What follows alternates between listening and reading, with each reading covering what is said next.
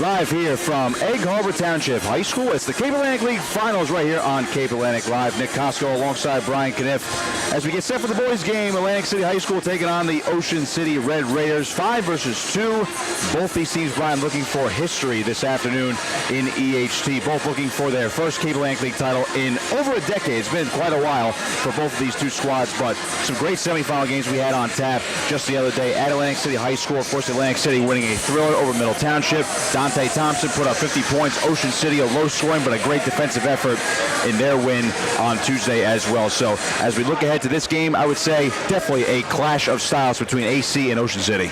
Yeah, Ocean City won both games during the regular season, but that really doesn't matter at this point. Atlantic City's one of the most improved teams in the Cape Atlantic League over the last month. So, this will be this is a game that I think will be decided in the fourth quarter. Ocean City won handily when these teams met the first time in Ocean City, winning the game by 25, and then Ocean City won by 7 in early February at Atlantic City. But as I said, I just think this is going to be a real good one. We've got a great setting. I know people liked Stockton, but these last few years that we've been here at Egg Harbor Township for these championship games, it is a beautiful gym for this kind of a game. It's a league championship game. Let's have it in a league gym, and there's plenty of room for everybody. We've got a good crowd on hand, but there is still plenty of seats available, and we've got a great afternoon on tap. Of course, Middle Township and Wildwood Catholic in the girls' game at 2 o'clock. Yeah, we'll have that game right after this one in between, of course, our league, or excuse me, our annual doubleheader year to year. And as you mentioned, Egg Harbor Township, a great host year to year. And so as far as what we are looking for in this particular game, we mentioned the clash of styles. Dante Thompson, I don't know if he's going to score 50 again, Brian, but we know he can get hot. And if Ocean City does not basically limit him in that first half and he starts heating up, Ocean City could be in for a long afternoon. He's a volume shooter, so then if enough of them go in, then obviously he can be a major factor. And it'll be interesting to see how he does come out after that performance on Wednesday night. A little bit about how these teams got here. Atlantic City's the 5 seed. They beat number 12 Pleasantville in the opening round, 48-41. Then won at number 4 Holy Spirit, 62-48. Then the game that Nick alluded to, a high-scoring one, beating Middle Township 78-72. Ocean City's the 2 seed. They beat number 15 Absegami 73-50. Then their biggest rival, number 10 Mainland, 42-29. And then, of course, that 46-42 win over St. Augustine in the semifinal. And Ocean City, as the higher seed, will be the home team. They'll wear the red uniforms. Atlantic City, as the lower seeded team, will wear the whites. And we are about to have the national anthem, so we'll step aside from our audio while they play the Star Spangled Banner.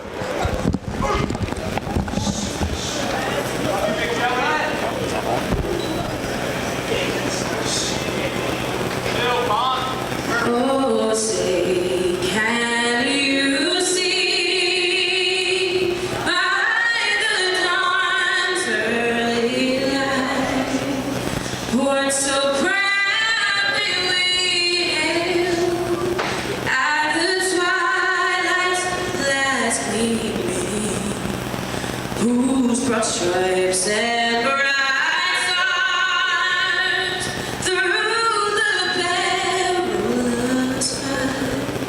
for the ramparts we watched were so gallantly streaming, and the rockets' red glare, the bombs bursting in air, gave proof through the night that our flag was still there.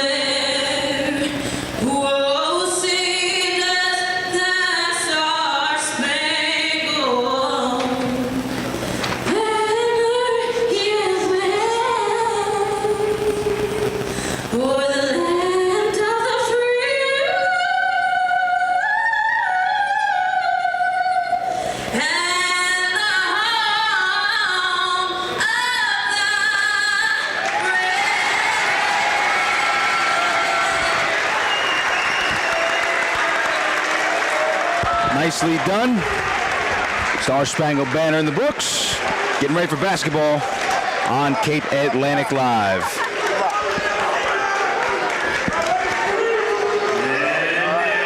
They're going to introduce the starting lineups here as we look at Ocean City, Brian. The usual suspects: Luke Jumacaris, Ty Oleg, Dean Lappin, Alec Bell, and Josh Lenko. Again, you have a very senior-heavy starting lineup. This team is full of experience. Of course, South Jersey title just last season, just with the inches of competing for that state title in 2025. A team that is very capable of doing so again this year and also slowing down this high Atlantic City team. Jumacaris and Lenko as the forwards are their two leading scorers. Jumacaris averaging just a tick under 16 a game. Lenko at 13.5.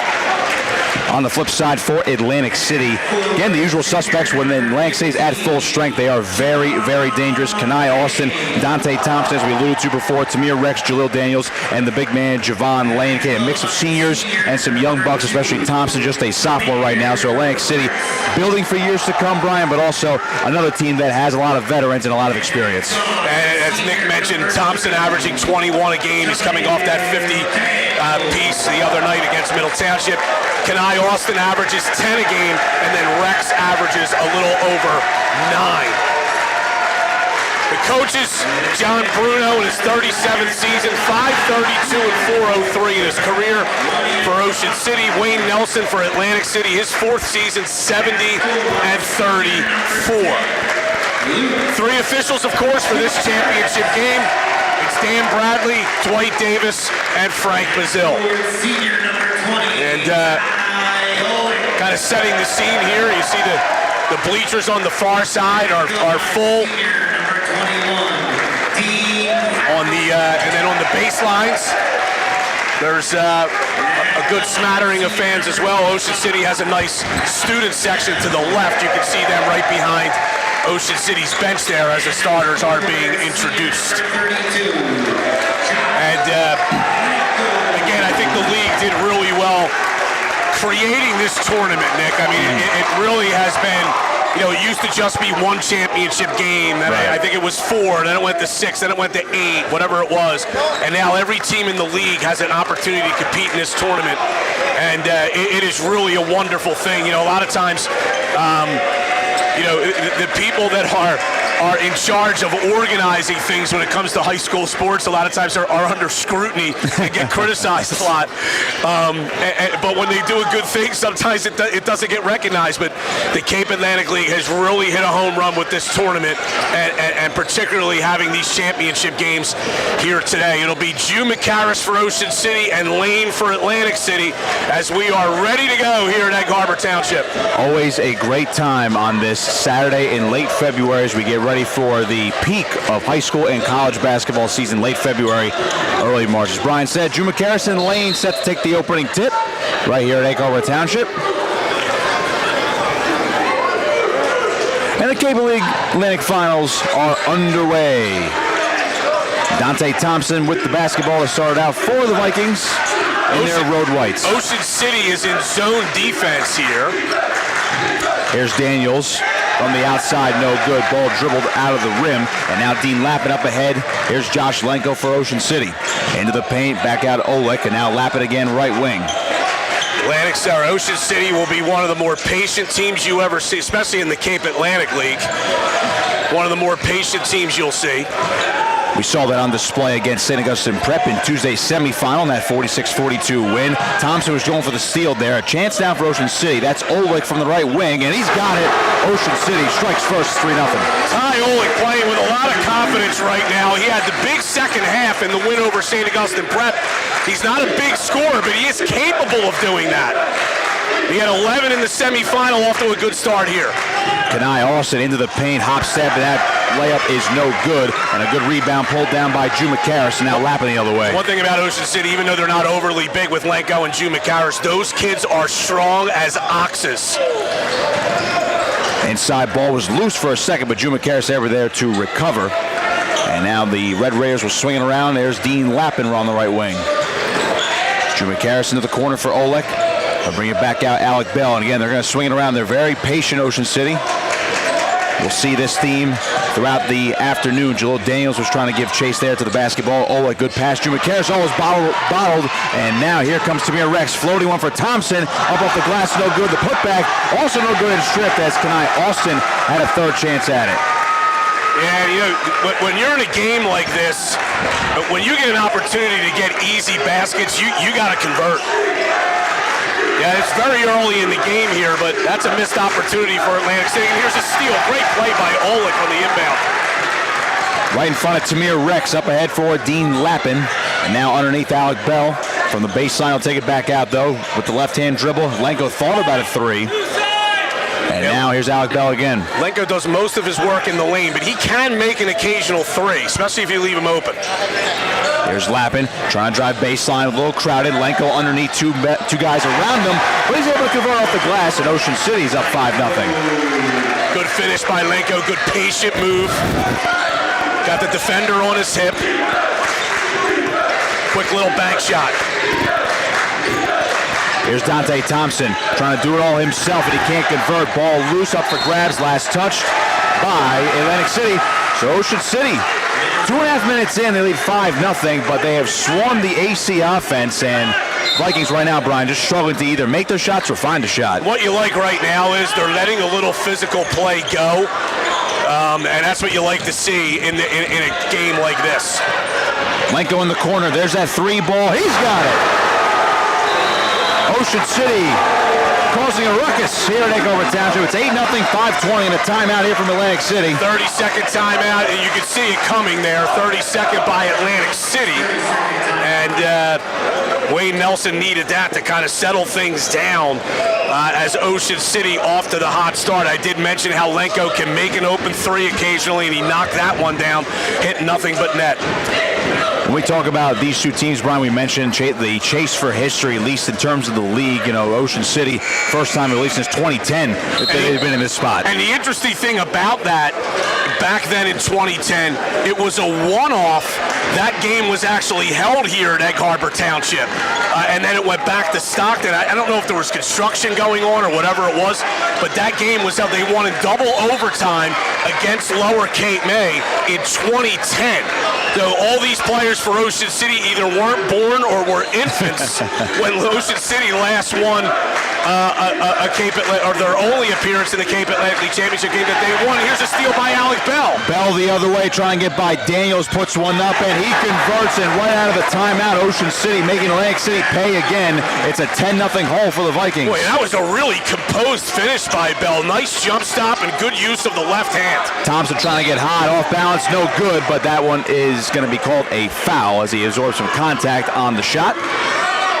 Yeah, Lenko reached in toward the basketball. He would have been better off reaching his hand toward Thompson's face and just trying to disrupt that shot. They're going to hit Dean Lappin with that foul, actually, for Ocean City. Oh, did I say I'm sorry. Yeah, I meant Lappin. I'm sorry. Yes. So Thompson will shoot three from the line, missed the first.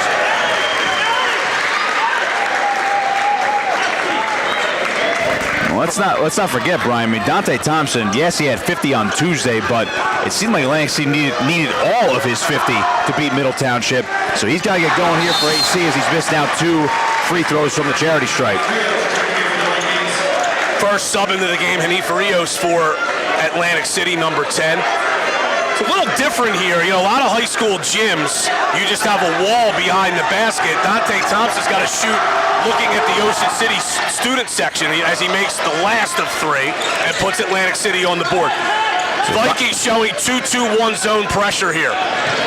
So they finally get one across. Here's Drew McCaskill, a wide open Josh Lenko, and he converts. Jill Daniels cannot close in for the block. And again, the Red Raiders just rolling in this first quarter. Ocean City unfazed. That ball never touched the floor. Just 3 passes and a layup. Thompson from long range. Yes, sir. And Dante Thompson looks to start heating up in the first quarter. He's got 4. Lappin, bad pass. Steal here by Jaleel Daniels. Avoided the contact, lays it in, and just like that, it was 10-0, and Atlantic City's outscored them 6-2 in the last couple of possessions. Now Thompson a steal. Thompson into the paint, driving to the basket, puts one up, no good, and a rebound, now a whistle. Looks like a foul on the rebound. Yeah, that foul's going to go against Jaleel Daniels on the rebound. Thompson had every opportunity, Nick, I thought, just to go lay that ball in, and he kind of double clutched and missed the layup there. Ocean City passed ahead against the press for an easy layup, but now they've had trouble the last 2 possessions. A nice response there from the Vikings. You weren't going to shut them out all day. Up ahead, here's Dean Lappin. Going to drive it himself. Underneath, that ball loose and picked up and saved by Alec Bell. And now stolen away by Daniels. Absorbs the contact from Lenko. Almost got clotheslined there, so another foul coming on Ocean City. Yeah, not a good decision there from Lappin to lay that ball off like that. And then I think it was Olick on the loose pass. Bell was claiming he was fouled. That's why his pass was a little soft. But either way, it ends up as a turnover. Exclusive Dublin, 6'5" senior into the game for Atlantic City. First time we'll see him this afternoon. Thompson to inbound it. I may have sold him short. He might be closer to 6'7". There's a joke in there, but I'm not going to say it out loud. Thompson saves the ball after that one was tipped. Trying to find his range. Good ball handling by Dante Thompson, and he's fouled on the way up. So Thompson starting to get back into his rhythm a little bit, Brian. He'll go back to the free throw line. This is on Lenko. This is on Lenko. That's his second. Coach Bruno now having a word with the official as well, saying for them to watch out for some illegal ball screens, Brian. So obviously it's a physical game, as we noted. It's Thompson makes the first free throw, but in those first 3+ minutes, as you said, they've been letting them get away with some of the physicality on both ends. So Chris Ponteri has to check in for Lenko, senior forward. Thompson hits both, 12-8. So AC on an 8-2 run here. Thompson with 6. Ponteri trying to find somewhere to go. Lappin up ahead, and there's Alec Bell. Has a little space, and Thompson quickly closes in. They'll swing it around now. Ponteri from the right wing. Trying to get by Dublin, sticking to him. Thompson almost sold that one as Alec Bell will get into the corner for Oleg. Back out, Lappin. Underneath that ball, tipped and into the seats. I think Ocean City's fortunate there. That's a force of a pass there by Lappin. Quite the turn in the last 2 minutes here. What have you seen from Atlantic City that's really turned the tide a little bit? Well, obviously their defensive pressure. That press has really bothered Ocean City here. Oleg will swing that to Alec Bell in the corner. That's Ponteri for 3, and he drills it. Great thing you see about Chris Ponteri, Nick, we saw it the other night in the semifinal. He has a lot of confidence to shoot the ball coming off the bench.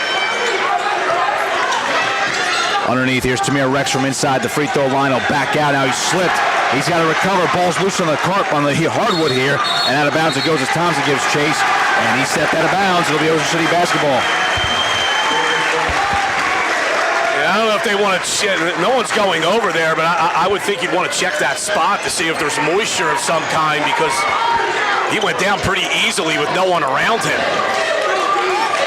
Alec Bell doubling on him. Here's Lappin in the paint. Now he's going to take it back out. Ty Oleg in the corner for Drew McCarris. Oleg again. Lappin, can he make a move? And we got a whistle. So don't count that basket or that shot attempt. A hand check foul by Rex, blocking foul on Rex. That's Tamir Rex's second team foul for Atlantic City.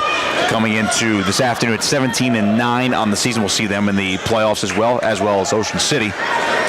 Should be noted, Brian, Ocean City played a game on Friday. Or was it Thursday? Thursday. Yeah. Did not play a lot of their starters heavy minutes. In fact, none of the starters played heavy minutes. Alec Bell goes down. Yeah, he hit the deck hard, and now they're going to blow this one dead. Bell was actually bumped to the floor, but I actually liked that the officials let that go without calling a foul. They held the whistle.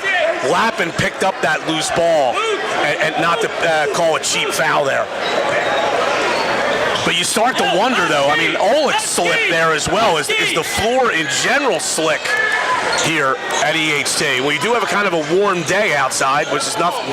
We haven't said that much this winter. Yeah, until the inevitable blizzard of 2 feet of snow tomorrow. Here's Ponteri. Looks like they actually did rule a foul on Thompson. It's on the video board right now. As a turnaround shot there by Ponteri. That's a good one. It's 15-8.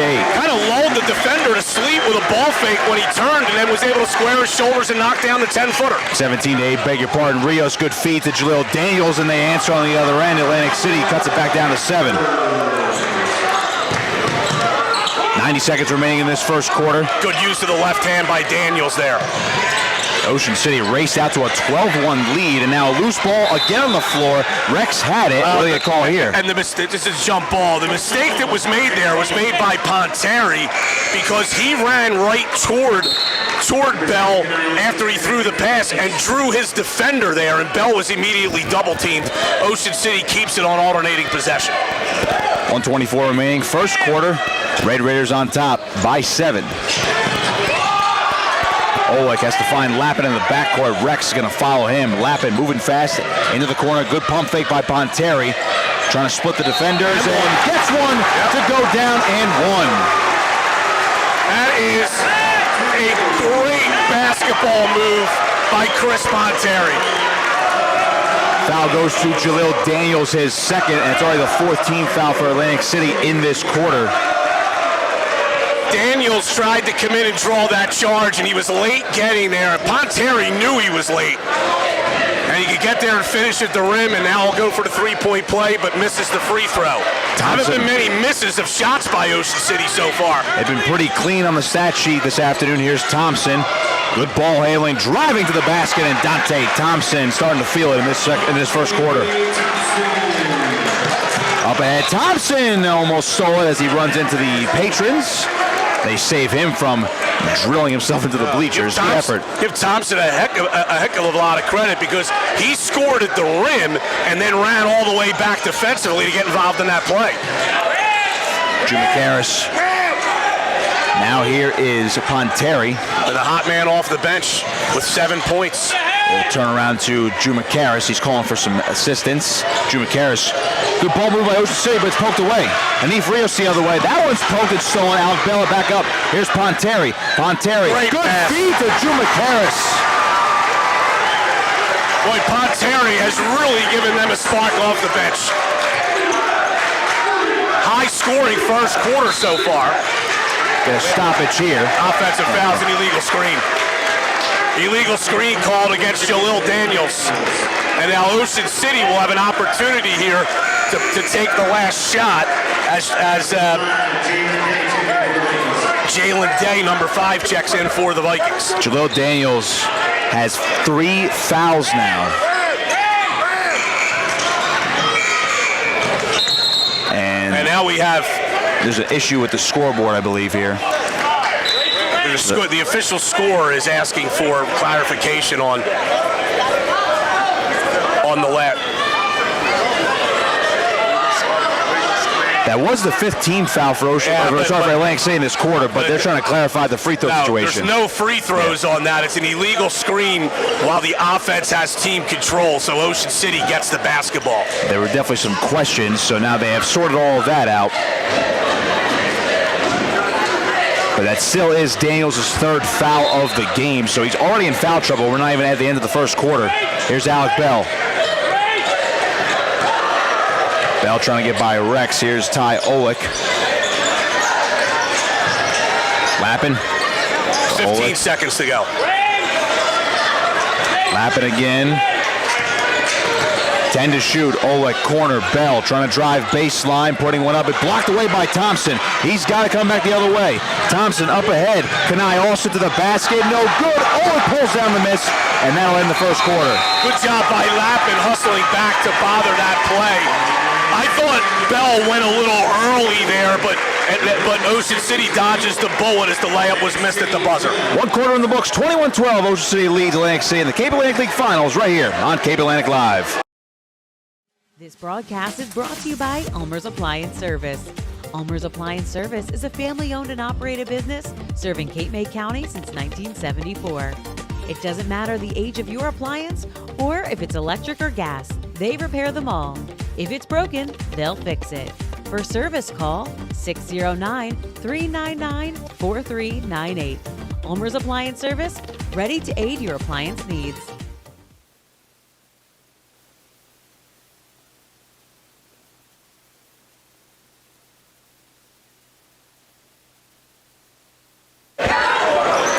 Second quarter action here inside Egg Harbor Township High School. Nick Costco, Brian Kniff with you for the Cape Atlantic League Finals. 21-12 lead for Ocean City. First game of our doubleheader this afternoon. Approximately 2 o'clock, we will have Wildwood Catholic and Middle Township in the girls' game, and our final league action ahead of the state playoffs. It was an 8-0 start for Ocean City. And Atlantic City got hot, cut it to 12-8 at one point. And now Ocean City with this 9-point lead as we go to the second quarter. Vikings with the basketball to start the period. See what Hanif Rios can do as he gets across court. Stolen away. Here's Alec Bell the other way. Thompson giving chase. Good job by Alec Bell to stop and go up for that shot. And just like that, Ocean City extends the lead. The whole way down, Bell did a great job of shielding the ball away from Thompson. Largest lead of the game for Ocean City right now. Chance now for Atlantic City, and Jalen Day gets his first bucket to go across as he's newly coming up. Nearly a turnover there. Oleg almost came up with it. Oleg almost turned it over right there on the half-court line as well. Yeah, Oleg gambled for that steal. That left it open for the pass to be made to the low block. Lappin. Inside Ponteri, good find to Juma Karras. Shot was a little too strong off the glass, and being ripped down with the basketball is Kenai Austin, and Wayne Nelson doesn't like the call here. Well, I think Atlantic City should feel fortunate a traveling violation wasn't called there. But on alternating possession, Ocean City will have it anyway. Atlantic City has really put their defensive pressure out further on the perimeter here, trying to cause some havoc to the Ocean City offense. On the baseline, Juma Karras in traffic. It's loose, and Ponteri got it back, and now they're going to call it travel. So it will be Atlantic City basketball here.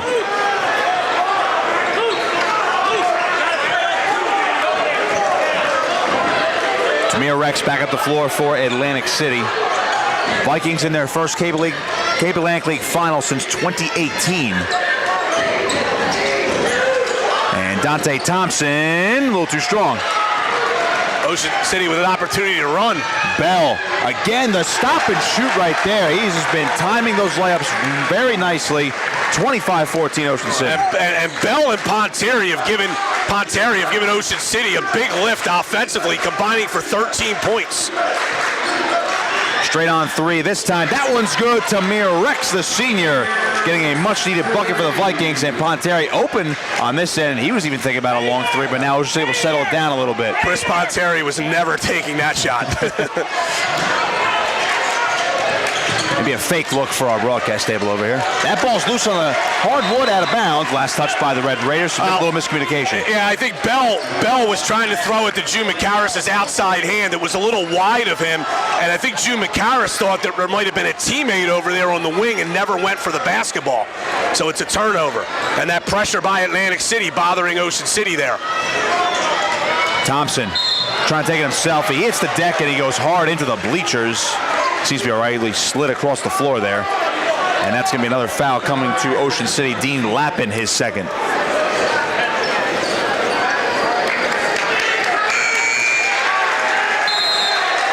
All right, so Kevin Entris, who's a player that you know is really on the very back end of Ocean City's rotation, will come in for Lappin, with Lappin having those two fouls.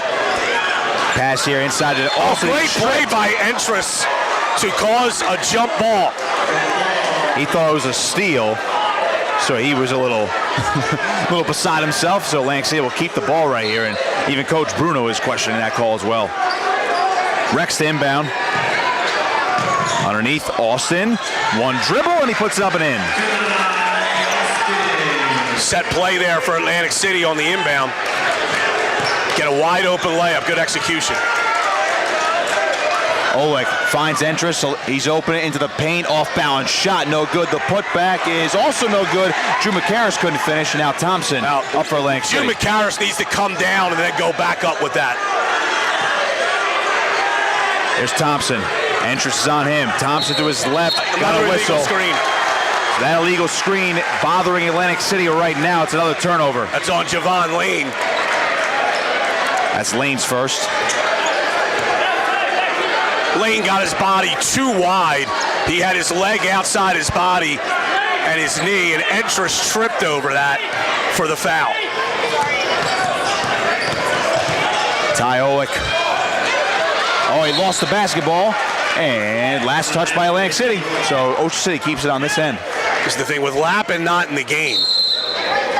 It's been tough for Ocean City to handle the ball against this pressure. Full timeout by Atlantic City here. And we'll be right back on Cape Atlantic Live. You are watching high school basketball on Cape Atlantic Live, presented by ULME'S Appliance Service. We'd like to take this time to acknowledge all of our sponsors this winter season. Thank you for your endless support of high school athletics and all the student athletes in South Jersey.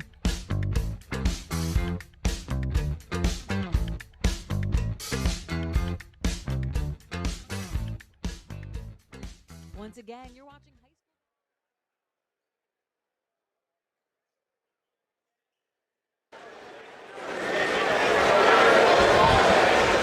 25-19. Ocean City on top. Brian, at one point this game was 12-1 Ocean City, and Atlantic City couldn't, buy a shot at that point. But defense tightened up a little bit, forcing Ocean City into some mistakes, and we have a competitive basketball game right here halfway through the second quarter. It was 12-1 and 23-12. That 11-point lead Ocean City had. Now we're back to 6 at 25-19.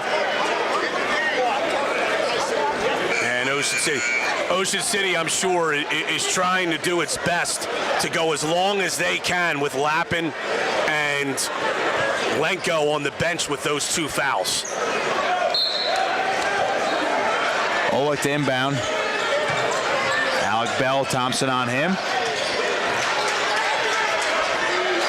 Ponteria feed, Olick. Good outside J, and now Ocean City is back up by 8. That's a big basket for the Raiders there to kind of settle them down a little bit. Atlantic City was on a nice little run there. Thompson fighting through traffic, trying to find a man. Jalen Day lost possession, and the Red Raiders back the ball.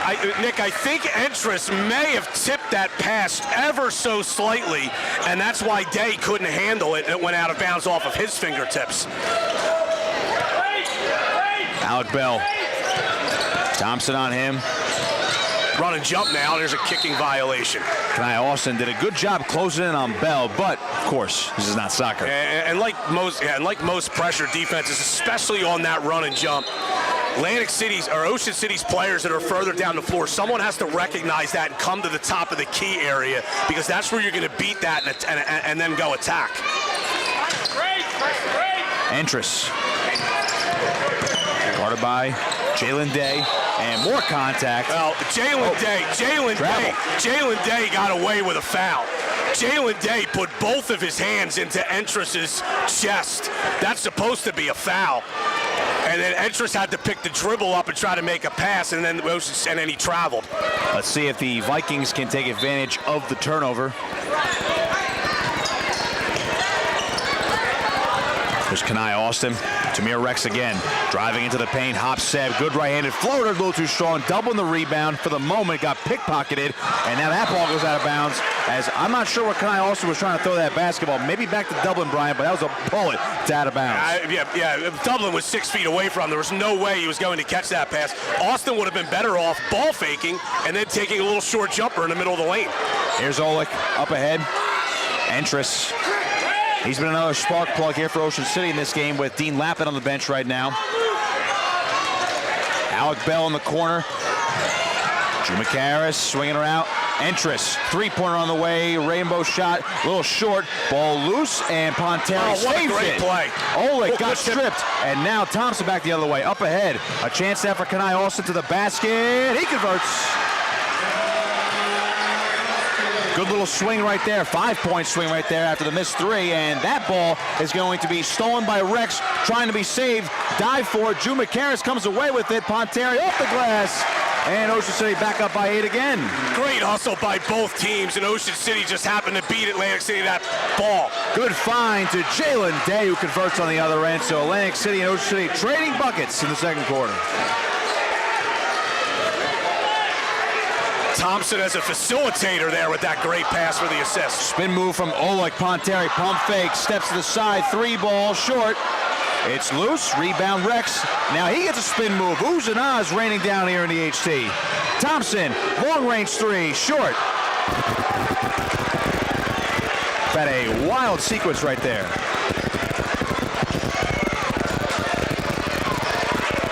Ocean City having trouble with the pressure. Chumacaris was thinking about it. And stripped. Chance now for Atlantic City. Kenai Austin. He might have walked and they're not going to call it. He converts on the other end. It's a 6-point game. Ocean City fans do not like it. Ponteri finds it. Chumacaris. Oh, he missed it. Ponteri gets the miss, puts up, and a whistle to travel. Boy, it has been getting heated inside this gym. That was a great pass by Entris.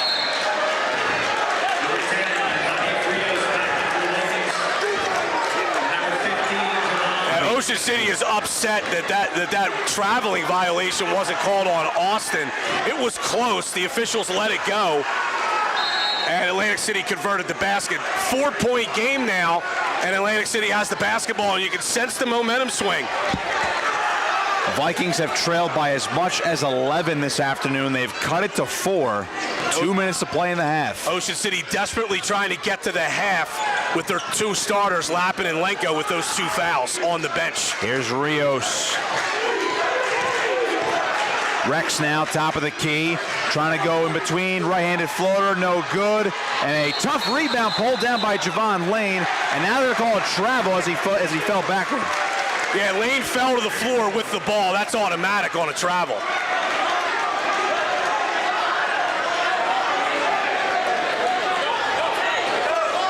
Subs coming in for AC and Ocean City. So Lappin and Lenko are back in for Ocean City. Looks like Jalen Day's coming in as well for Rios for Atlantic City. Ocean City, I would guess, is going to try to do offense for defense for the rest of the half. If there's a stoppage when Ocean City's going on defense, they'll try to get Lenko and Lappin out. There's a delay here. They need to get some moisture wiped off the floor. So they're trying to find a towel of some sort. I mean, we've mentioned that a couple times already, Brian, in spots on this end of the floor and even on the opposite end. So it's a 4-point game. I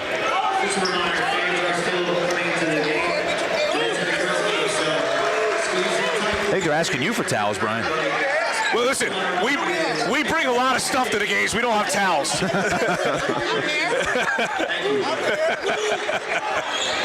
The HT girls coach Cam Bell doing the same thing. Say, hey, we're all here. We'll find a towel. It's a big gym. Tough pass there. Wow, that one was poked but saved there. Alec Bell up ahead. That one almost stolen. Again, the ball is just, it's like a, what is it, a pinball machine? I mean, it's going all over the place today. And that last pass there was a good look by Lappin, but that should have been a bounce pass, and Chumacaris would have had a layup. As it is, Atlantic City able to knock it out of bounds. Screen for the screener. Chumacaris around lane, couldn't get it to go. Dublin pulls down the board. It's going towards Atlantic City. Foul called on Olick. That's only Olick's first. And only the second, I believe it's only the second team foul now for Ocean City in this quarter. So they really haven't been in foul trouble as a team. The only one in real foul trouble right now is Jalil Daniels for Atlantic City, who's still not on the floor here at the end of the half. Surprised Ocean City left Lenko and Lappin in. They had a chance to get him out of the game. Good ball handling by Dante Thompson. They're getting him going now. Here's Lenko. Ocean City's up by 2. Chumacaris. Atlantic City did a great job getting back there against the secondary break by Ocean City. Olick trying to get by Day. Has to go somewhere with the basketball. Dean Lappin into the paint. Back over Chumacaris. Alec Bell. Baseline finds Chumacaris. Lost the ball. Javon Lane steals it. Rex up ahead. Here's Jalen Day. A chance out of the basket. No! Day needed to dribble once before he went to the basket.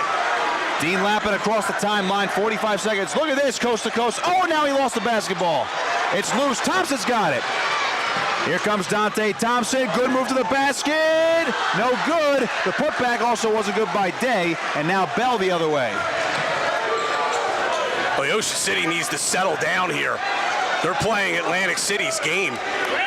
And usually when you do that, Brian, you lose. Absolutely. Here's how Atlantic City wants to play. Here's Chumacaris. Let's see if they can hang on for the final possession here. Here's Lappin. 10 seconds to go. Driving, Drew McCarris, and he misfired out of bounds. And Ponteri and Entris will come back in for OC. Olick and Lenko, I beg your pardon, Lenko and Lappin will come out. Yeah, because of that foul trouble. Kanai Austin back in for Atlantic City. So let's see what AC does right here. I would imagine Thompson's going to inbound here, but they're going to try to get him the basketball again with only 7 seconds. Here's Austin across the timeline. Austin to Rex, 2 to shoot, chucks one up. No good. It is halftime, a wild one. Ocean City was up by 11 at one point. AC has crawled back into it, made it an absolute street fight at the end of the second quarter. And halftime, it's Ocean City 29, Atlantic City 27. Brian, we have a wild one set up here for the second half. Yeah, I mean, and I think Ocean City has to settle down a little bit. I mean, Atlantic City has really turned the pace of the game in their favor. We'll see what kind of halftime adjustments each team makes. Red Raiders lead it by 2 in the Cape Atlantic League Finals on Cape Atlantic Live. We'll step aside and take a break here for halftime. Third quarter coming up next.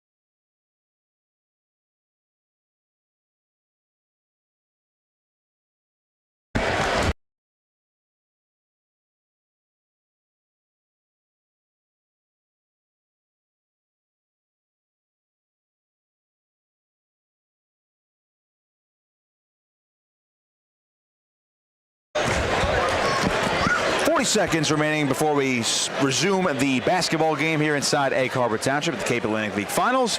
Ocean City on top 29-27 over Atlantic City. We've had a good one. Nick Costco alongside Brian Kniff for this production on Cape Atlantic Live, presented by ULME'S Appliance Service. Brian, we've seen this game go back and forth. Ocean City has not trailed in this game, but if you looked at that latter stage of the second quarter, you would have thought Atlantic City's been running this whole game out of the gym. Yeah, I think Ocean City's fortunate to get to halftime still holding this lead at 29-27. Dante Thompson with 10 to lead Atlantic City. Kenai Austin with 6. 4 apiece for Jalil Daniels and Jalen Day, and Tamir Rex has a 3-pointer.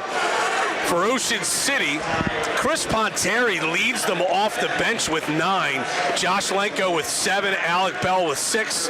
Ty Olick with 5. Luke Jumakaris with 2. Ocean City will have possession to start the second half. Ocean City with the basketball as Ty Olick will inbound the basketball. Austin guarding him right now. Here's Lappin, and Rex quickly closing in on him. Lappin almost lost the basketball, driving to the basket, and we're going to get a foul. That's going to be Javon Lane, his second of the game. And I thought Lane, that's a bad foul there, because I thought Lappin over-penetrated. I thought he should have taken a jump stop there on the block, but Lane definitely bumped him for the foul. Dean Lappin, that ball batted, but it was kicked. Yeah, that's a set play that they run on out of bounds. The inbounder will come in, they block the block screen, they get it up top, try to get that backdoor pass, but that entry pass was kicked.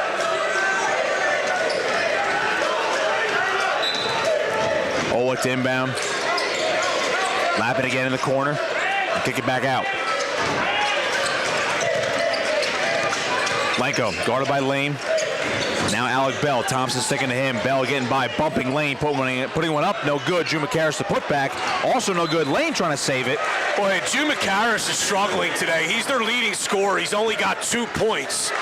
But he's the type of player, you know, he can look like he's struggling, and then all of a sudden he gets hot. He can get you 6, 8, 10 points in a period. Blocked away by Day, but a foul, and Atlantic City can't believe it. I think Jumakaris did enough there, kind of slowed down at the end and drew the contact with the body as he went to the basket. These are the first free throw attempts for Ocean City in the game.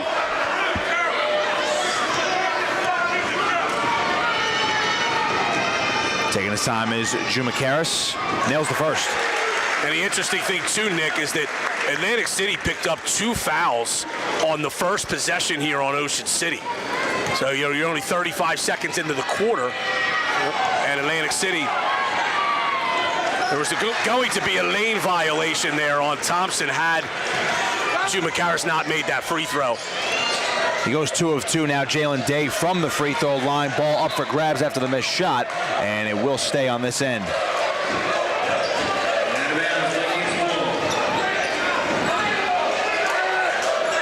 Tamir Rex to inbound.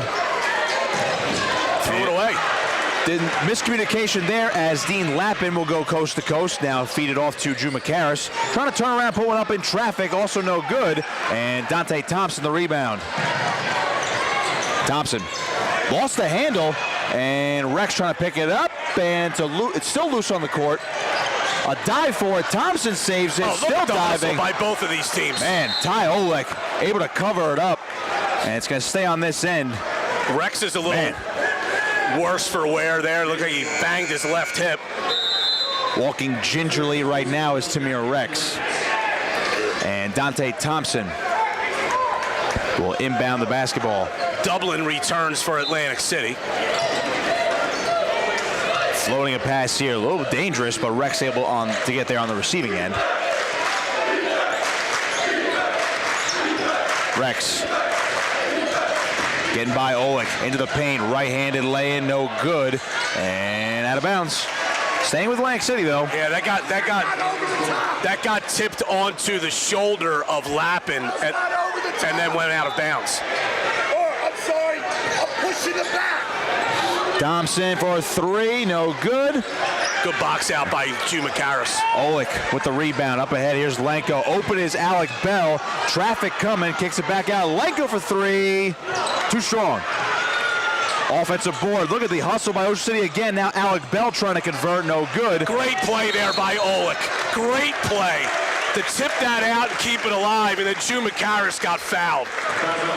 That's one thing that's so underrated in the game of basketball. People talk about rebounds, but sometimes, especially on the offensive end, when you tip a ball to keep it alive for a teammate to get it, that is a terrific play by Ty Olick, and I'm not saying that just because he was standing right in front of us to inbound.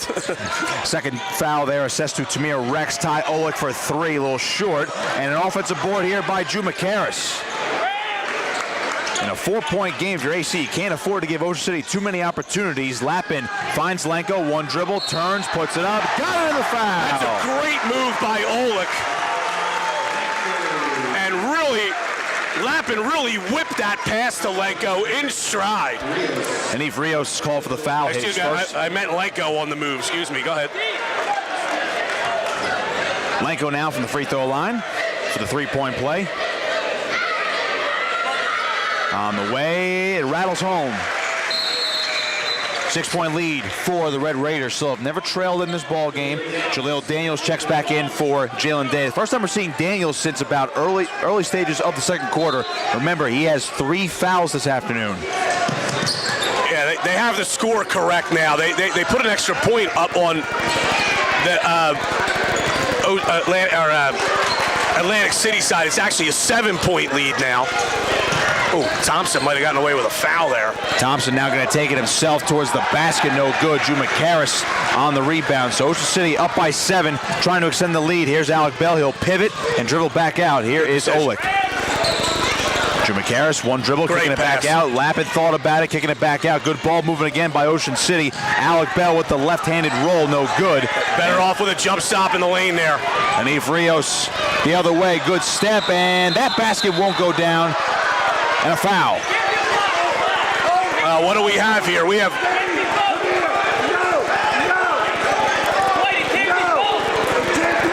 This one's on Lappin. They call that a flop there, Brian? Yeah, it's not a foul. They did not call a foul. They called a flop warning on Dean Lappin. So any subsequent flop warning would be a technical foul. I think what happened was one of the officials was going to signal a foul. The other signaled a flop warning. And John Bruno is trying to get an explanation here.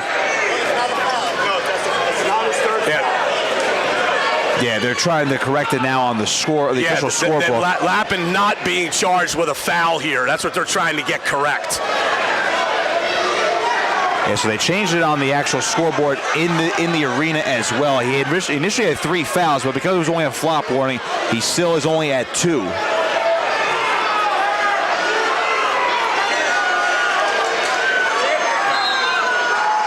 Atlantic City to inbound. Rios finds Rex. Now Daniels going to his right. No good, but a foul. This will go against Jumakaris.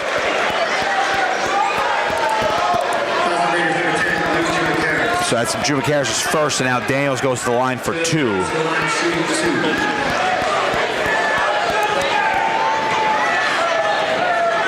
Daniels will shoot 2. That's only Ocean City's first foul of the quarter. By the way, Atlantic City has 4 right now in this quarter. Ocean City's opponents usually out-foul them. Ocean City's a team that just does not foul a lot.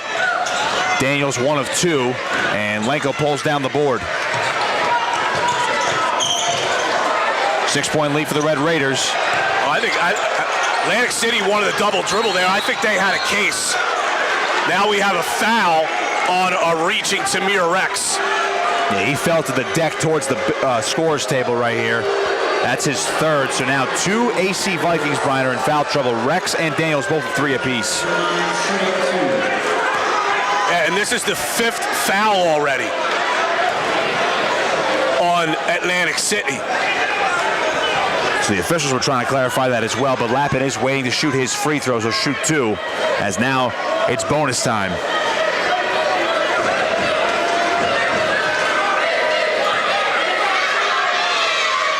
Lappin's got the first. His first point of the game.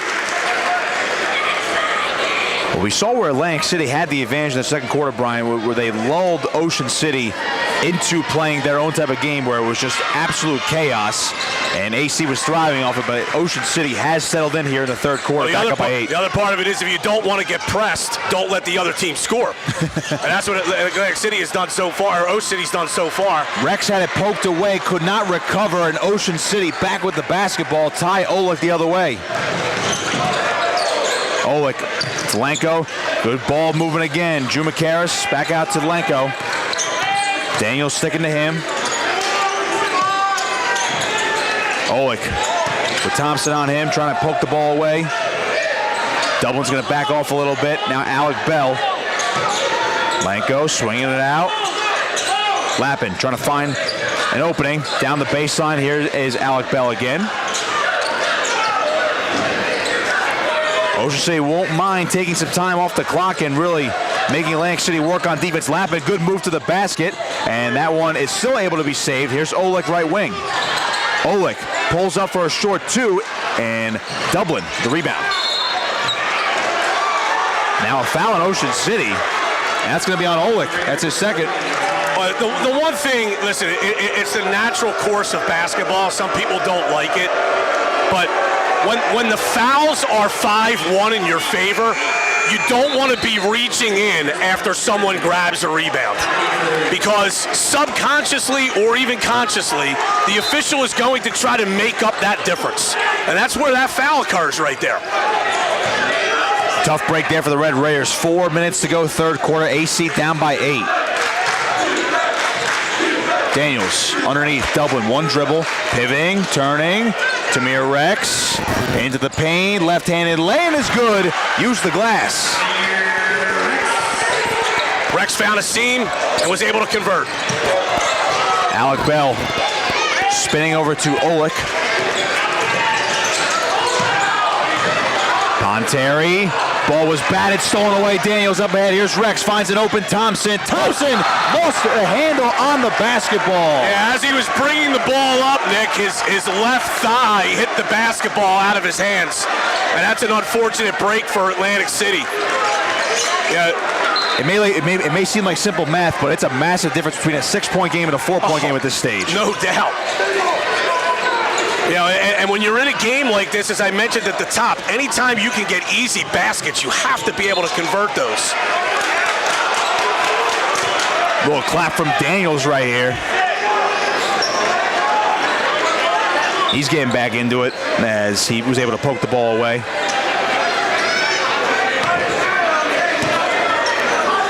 A little delay here as Jalil Daniels has to tie his sneaker. If you don't think tying sneakers is difficult, try doing it with 1,500 people all watching you do it. He gave a little thank you to the official, too, for letting him know. Man, Daniels is all smiles. You love to see that. He's enjoying the moment right now, even though they're down by 6. Here's Ponteri. Traffic around him, 2 defenders. Now Drew McCarris. Underneath, good feed, and Drew McCarris converts, and the foul. Offensive foul. The entire Ocean City fan base just celebrated, and all of a sudden they realized what had happened. So the offensive foul there on Drew McCarris, still a 6-point game. Yeah. I'll be honest with you, Nick, when I looked at it live, I wasn't sure it was a good call. We were able to go back and look at our video. It was. The defender was definitely there. 3 fouls for Ocean City in the quarter. Rex, top of the key, into the paint, driving, no good, and Lappin pulls down the miss again. Alec Bell, 2-on-1 here for Ocean City, and a travel.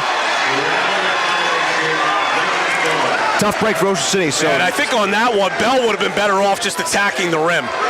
That's 2 possessions in a row now, Brian. The Red Raiders had a chance to make this an 8-point game at minimum, and they have shot themselves in the foot.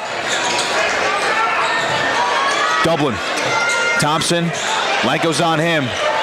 Thompson to his right, trying to split the defense, putting one up, and no good. But we do have a whistle. That one's on Oleg. That's his third, so now he's in a bit of foul trouble.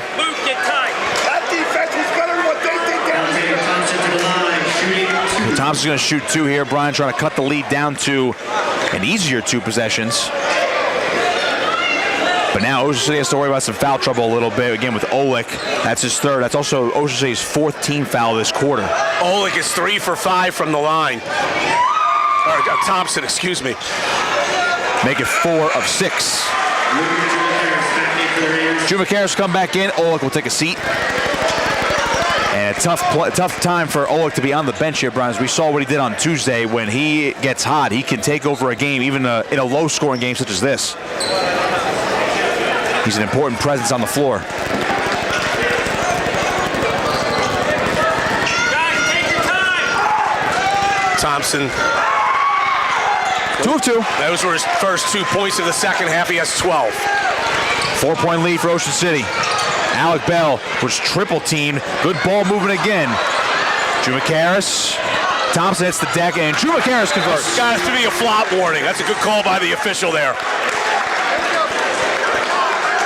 So that is Thompson's first. It's a flop warning on Thompson. Any subsequent can flop by anyone from Atlantic City will be a technical foul. Ocean City wants to take a timeout. This will be a full timeout. The Raiders lead by 6. Back after this on Cape Atlantic Live. Appliance Service. ULMER'S Appliance Service is a family-owned and operated business serving Cape May County since 1974. It doesn't matter the age of your appliance or if it's electric or gas, they repair them all. If it's broken, they'll fix it. For service, call 609-399-4398. ULMER'S Appliance Service, ready to aid your appliance needs.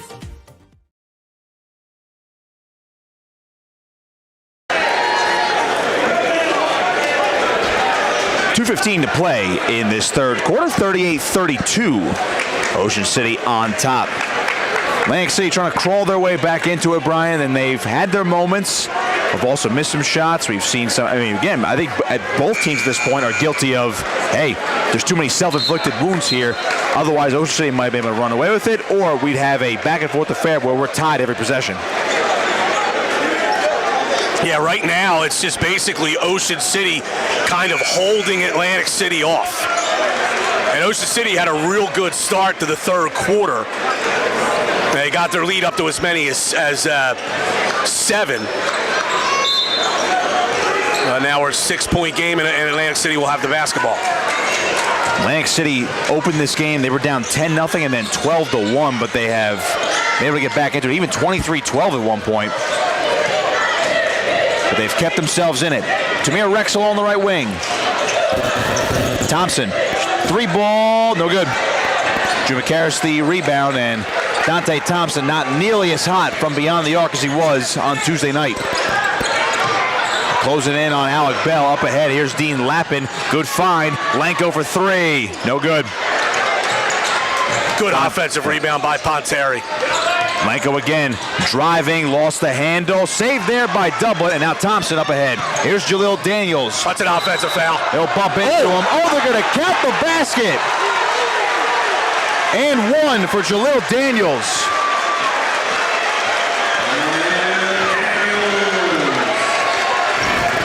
Daniels will get the 3-point opportunity. I thought it was an offensive foul when I looked at it. Danny Bradley's got a lot better look at it than we do from here. And Daniels will get a 3-point opportunity here. He can make it a 3-point game. He does. Atlantic City within 3. And a kick ball violation here on Tamir Rex. Ocean City will have to inbound it once again. Now they're going to bring Lanko down to this end of the floor. And because of Lanko can actually still run the end line. Didn't need to get it in. Lappin, AC pressing. That one is going to be stolen away by Dublin.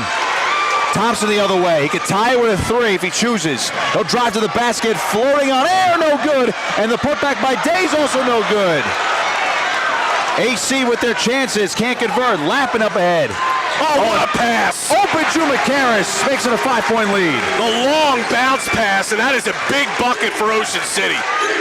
Unfortunate for AC to not finish on that last play around the rim. Tamir Rex gonna take it himself, right-handed lay it. It's good! A foul!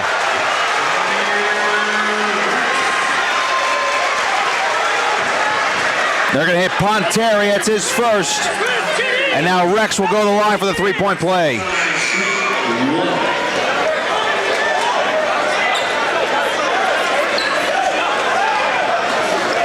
Back and forth seesaw of emotions. It was a great finish by Rex there while taking that contact. First free throw attempt for him, that's no good. Chance now for Lappin to get it back over to Lenko. Again, AC is pressing. Lappin has to get across the timeline. They do. Lappin, oh, another great find to Drew McCarris. Ocean City, I don't know how they're able to pass it that low to the court, Brian, but they're doing it, and it's a 5-point lead again. And we mentioned Drew McCarris struggling, and all of a sudden he's got 8 in this period and 10 for the game. Tamir Rex again, going to his right, kicks it out. 3 ball for Jalen Day, well short. It's loose, doubling the offensive, or gets the offensive miss. A good rebound without fouling. Thompson underneath Day, that's a foul. On the way up, 18 seconds and change remaining in this third quarter. That will be on Lappin. Now that officially is his third foul after we clear up the confusion with that flop call. So now Lappin in some foul trouble.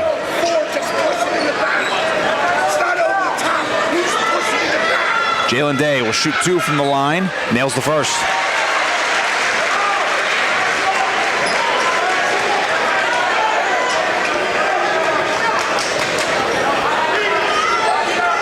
Seconds to go in the third, 4-point game now. We'll see what Ocean City does on their next possession. Day hits both, and in a 3-point game, AC's gonna press, gonna try to cause chaos here in the full court. Lappin is fouled. That's a foul. And I couldn't tell from here if Lappin stepped on the sideline after that contact, but sometimes, you know, as an official, you want to let contact, you want to let go. But if Lappin stepped on the sideline and that contact caused him to step on the sideline, you have to call a foul. That was Jalen Day, his second. But because of the foul, and they're already in the bonus, both teams are actually, so Lappin will go to the other end and shoot 2. Misses the first.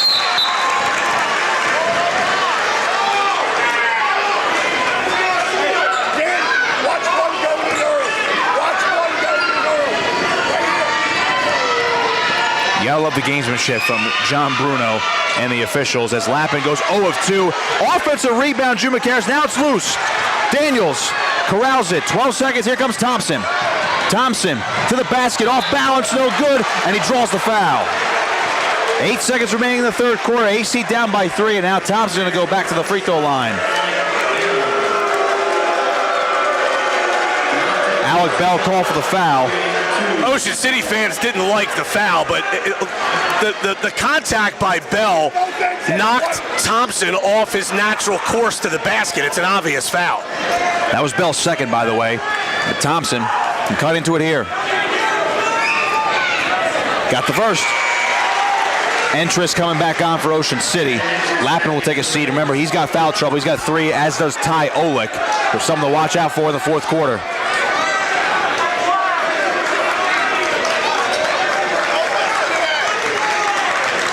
With 8 seconds to go, one thing Ocean City needs to know is don't panic bringing the ball up. At worst, you can keep it in the backcourt, and the quarter will end. 1-point game. Final possession. Entrance into the paint. Driving. No good. Blocking foul. And a blocking foul. Yeah. That's Jalen Day. Now that's his third. There were 2 things going on there with Jalen Day on that foul and that contact, whether it's block or charge. Number 1, at the very last minute, Day leaned to his right to kind of into Entrance's path. But really, the bulk of that is Day was right under the rim. You're just not going to get an offensive foul call when you're positioned right under the rim. They don't have that restricted area in high school like they do in college. where it's an automatic blocking foul, but you're just not getting that call if you're under the rim. Entrus hit the first. Trying to go 2 of 2. And 1 of 2. Thompson with 2 seconds. Can he chuck it? This will count. No good. 43-41. We got ourselves a basketball game as we go to the fourth quarter. The Cape Atlantic League Finals right here on Cape Atlantic Live. Ocean City trying to close it out. Up next. You are watching high school basketball on Cape Atlantic Live, presented by ULME'S Appliance Service. We'd like to take this time to acknowledge all of our sponsors this winter season. Thank you for your endless support of high school athletics and all the student athletes in South Jersey.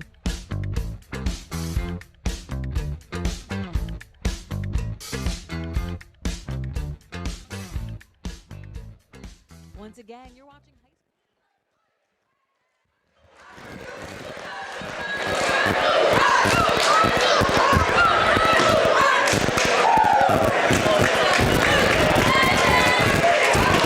43-41, Ocean City on top. Nick Costco, Brian Kniff for the Cape Atlantic League Finals right here on Cape Atlantic Live, presented by ULME'S Appliance Service. Fourth quarter, I mean, we always wait for these final 8 minutes, Brian, especially over the last couple of years where we've had some thrilling finals in this conference tournament heading into the state playoffs. If you tune away now, you're going to be missing out because we could have a very exciting finish, especially if Atlantic City can keep this game very, very chaotic. You almost get the feeling, Nick, that if Atlantic City were to ever get the lead, they may take control of the game. Ocean City's been able to fight off every Viking run so far, and every time they get it to 2 or 3, Ocean City will get it back up to 6, 7, or 8. Critical first couple of minutes here of the fourth quarter. Olick and Lappin back on the floor here for Ocean City. Rex is on Lappin right now. And kickball violation by Thompson, so the Red Raiders retain possession. If you're Ocean City, I'd like to see Olick step to the ball when his man leaves him for that double team. Make that pass short. Middle Township Wildwood Catholic coming up at approximately 2 o'clock for our doubleheader in the Cape Atlantic League Finals. Here is Lenko. Ocean City swinging around from behind the arc. Bell's going to drive to the baseline, and he converts with the left hand. Boy, what a great move by Alec Bell. And he's had a couple left-handed finishes today. Daniels trying to draw a little contact right there. 7:20 to play in the ball game. They'll call out the signals here. AC trails by 4. Ocean City not quite pressing yet. In the corner, Thompson. Here's Rex. Daniels again. He's going to drive. Left-handed floater. No good. It's loose. Doubling the offensive board. Going back to the bucket, and he's got it. Great drop step by Dublin without traveling. Nice composed move around the rim by the senior forward. Lenko finding Olick, right wing. Back over to Lenko, swinging to Drew McCarris. He got hot in the third quarter. Dean Lappin driving to the basket. Strong finish. This ball's loose, and it is going to be stolen by Lappin. He saves it. Great play to keep it in the front court without committing the violation. Alec Bell, right wing. Ocean City up by 4. A little turnaround here for Lappin. Back out Lenko. Thought about it, but Daniels closed in fast. That one poked, and Lenko will let it go and stays on this end. Javon Lane back in for Atlantic City. Exclusive Dublin takes a seat. Lane. Dublin just gave him some good minutes there late in that third quarter and early in this fourth. Yeah, we haven't seen Lane in quite a bit. He's not in foul trouble, Brian. Only has 2 fouls, but they definitely want the big presence here.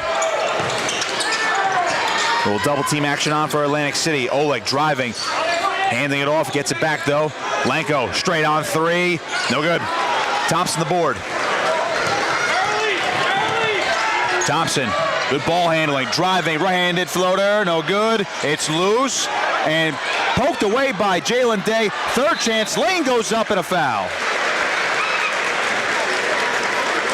So Atlantic City not getting totally burnt by the missed opportunities on second chances. I think Atlantic City got away with a foul there. I thought Drew McCarris had secured that rebound, and I think he had his one arm pulled away from the basketball and lost it. Javon Lane gets the first one to rattle home. You used every part of the rim there.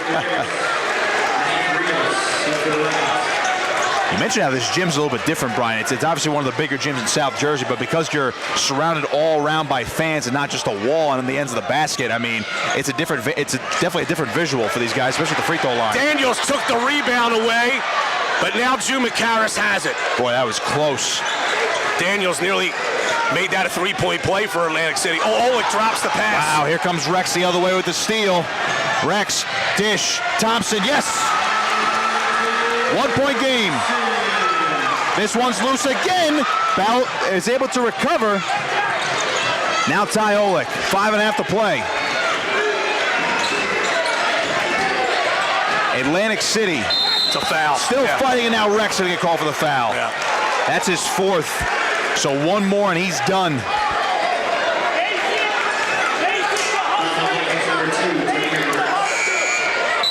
Dublin will check back in for Lane. As you said, Brian, Dublin's been giving some quality minutes in that position for Javon Lane. Day back in for Rex, as you mentioned, those 4 fouls. He's got a timeout here from Wayne Nelson. And it looks like this will be a full timeout, 5:23 to play. In the ball game, Ocean City on top, 47-46. Appliance Service. Ulmer's Appliance Service is a family-owned and operated business serving Cape May County since 1974. It doesn't matter the age of your appliance or if it's electric or gas, they repair them all. If it's broken, they'll fix it. For service, call 609-399-4398. Ulmer's Appliance Service, ready to aid your appliance needs.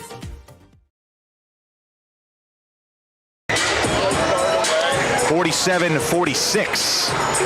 A 1 point lead here for Ocean City. Atlantic City has been able to crawl their way back into it. But now here's crunch time, Brian. Again, there's still plenty of time to go in this 4th quarter, but as we've mentioned before, Ocean City has been able to hold off every AC run and prevent them from taking the lead. This is a massive possession right now for the Red Raiders. 5:23 to go. Now we have a buzzer from the scorer's table. I believe it was inadvertent, but now we're ready to go. Oleg to inbound. Some bodies hit the floor away from the camera. I believe that was Alec Bell who fell down. And now he gets the basketball. Josh Lenko finding some space. Here's Ty Oleg swinging it over to Ponteri. Ponteri, a little ball fake. Lost it, and that's out of bounds. It's Atlantic City basketball. The the Vikings can take the lead for the first time in the game with a basket on this possession. Massive opportunity for Atlantic City. Thompson to the basket. Nice move, and he's fouled on the way up. It's on Drew McCarris on the blocking foul. That's his third. If Thompson's shown us anything, Brian, obviously he was a scoring machine on Tuesday, but even if he's not scoring and if he's a little bit below a season average of 20 points a game, his ability to make these athletic moves to the basket, I mean, you're drawing contact. He's either going to make it or he's going to make you pay with these fouls. Thompson a little worse for wear there after going to the floor hard. And he'll go to the line for two to try to give the Vikings the lead. First one's on the way, and it hits the back iron. So now Thompson can only tie things up. Lappin's back in for Chris Ponteri.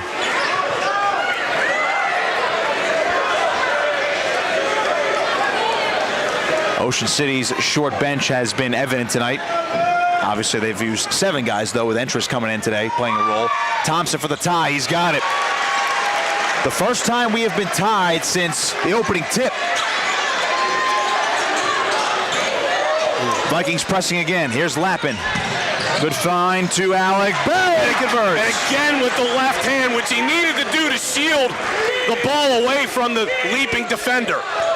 Thompson driving, and another whistle. I mean, the speed from Thompson, you just see the difference from one end to the other. Alec Bell officially called for the foul. That's his third. So now, Brian, Ocean City has 4 players, 4 starters, all with 3 fouls right now.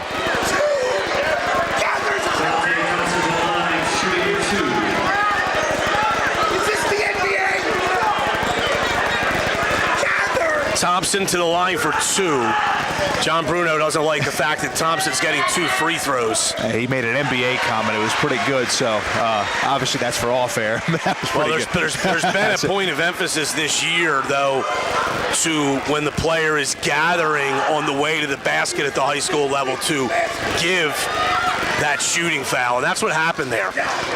Thompson for the tie again, no good. It's loose, and Olek the rebound. Ocean City still by 1. This could be stolen. Is it loose? It's still with Ocean City. Another close call there for the Red Raiders.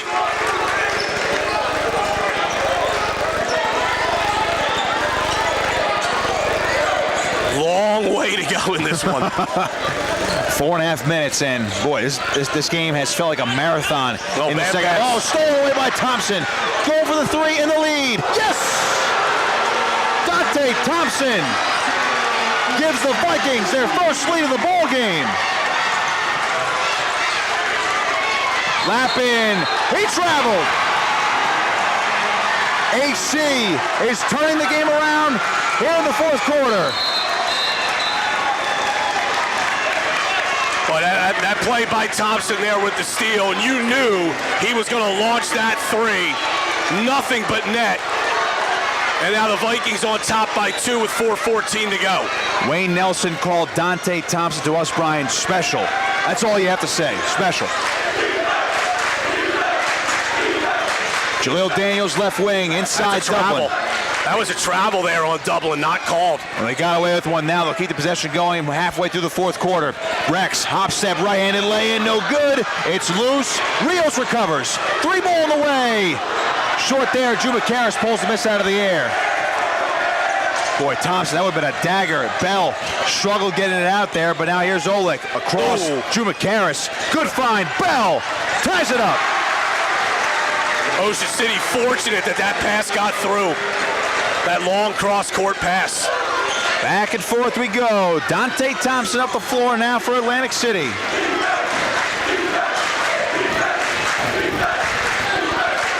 Trying to hold off his teammates here. Give him some time. Thompson, oh, he found the lane. Going to the basket, puts one up, no good. Daniels, the putback, yes! Thompson definitely tried to go airborne for a dunk. Found some contact, but AC back up by 2. Bell. That one is stolen away by Rex. Give it off to Dante Thompson. Puts one down.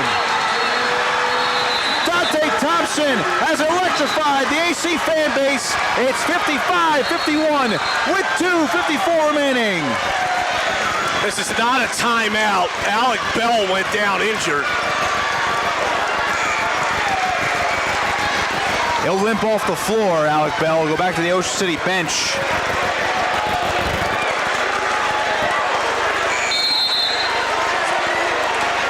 Substitution back in for Atlantic City. That is Kenai Austin back in for Dublin this time.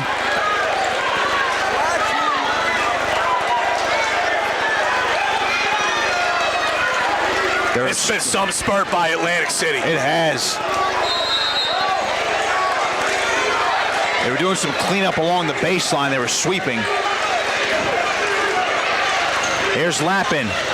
Has to stop, turn, Ponteri, floater, no good. Rebound, Kenai Austin. Here comes Tamir Rex. Doesn't have numbers here, though. He's getting close down. Oh, open is Austin underneath. He converts! Atlantic City is up by 6. You called it, Brian. They've been holding them off, Ocean City, but if Atlantic City gets the lead, they're looking to run away with it now. Ty Olek. Can he close the gap? Ponteri, 3 ball. Timeout, Ocean City. Chris Ponteri drills it. Ocean City back within 3 and a timeout from John Bruno. What a basketball game. Boy, did Ocean City need that. They needed that from Ponteri, and Ponteri made up for what was not a very confident attempt on that previous possession. He missed that little short jump shot, very short off the front of the rim. And Atlantic City got a layup down the other end. But that three cuts at the three with 2:15 to go. Ponteri with 12 in the game off the bench for the Raiders. Little game reset here. The possession arrow is in Atlantic City's favor. Ocean City with 3 timeouts remaining, 2 timeouts for Atlantic City. And the foul situation, Ocean City has committed 3, Atlantic City just 1 here in the fourth quarter. There's been a lot of gamesmanship from the fan bases too. Ocean City student section, of course, out in full force. We have a rabid AC fan, I think, running laps around the gym behind us. I mean, well, the gym's big enough. Yeah, you talk about an intense environment right now, too. All right, now Ocean City will show some pressure. Here's Dante Thompson. AC's up by 3. Run and jump here by Ocean City. Thompson splits it. A good job by him. Good dish. That's Austin on the way up, and another foul.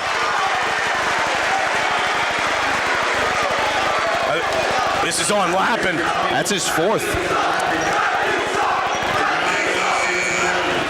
That's actually his 5th. He is fouled out. Wow. So they're trying to get the attention of the officials right now because Lappin's still on the floor.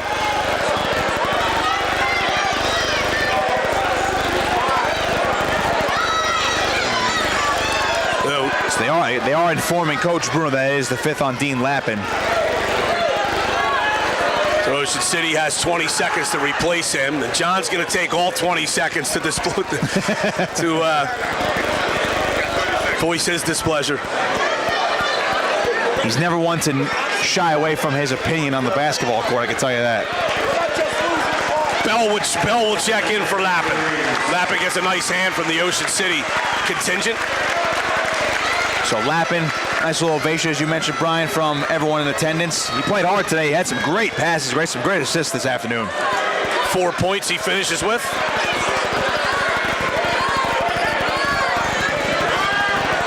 Free throw for Austin is no good, so it's still a 1-possession game right now. I'm surprised with only 1 team foul that Atlantic City's not putting players into the free throw lane. Now Daniels goes in there.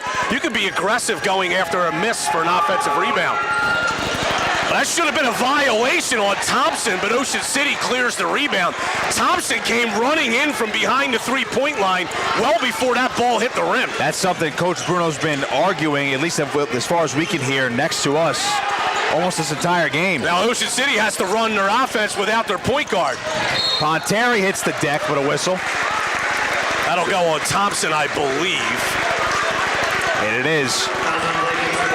That's only his second foul of the game. Dante Thompson came from out on the perimeter right after that ball was shot. When you're not on a lane space, you can't come in until the ball hits the rim. Alec Bell from the baseline. He was closed off. Good find to Ponteri. He'll draw the foul on the way up, though. The shot's no good. I thought Bell was fouled as well, but Ocean City will take this one because this is a shooting foul. That's Jalil Daniels. That's his 4th. So now he's in some foul trouble. So Atlantic City has Daniels and Rex both with 4 fouls apiece in this game. Atlantic City now with 3 team fouls for the quarter. First free throw is no good. Entrance is about to come back in for Ocean City here. He's getting ready to check in. He's going to replace Ponteri if Ponteri can make the free throw. 1:41 to play. Ponteri got it. And a sub coming on. So Ponteri's out. Entrance back in. No more Dean Lappin for Ocean City. AC up by 2. Under 2 minutes to play now. Here's Dante Thompson double teamed here. Now Rios pressured by Lenko. Rios to find Rex. Rex going to his right, found a lane to the basket, no good. The putback by Dublin. Vikings up by 4, less than 90 seconds now. Bell finds Oleg. Drew McCarris. He didn't see Lenko wide open on the block, and then by the time he saw him, it was too late. Lenko now with the basketball double teamed here in the corner. Has to get rid of it. Got stripped. It's Rios up ahead. Dante Thompson all alone and cannot slam it home as Austin got the rebound and a foul.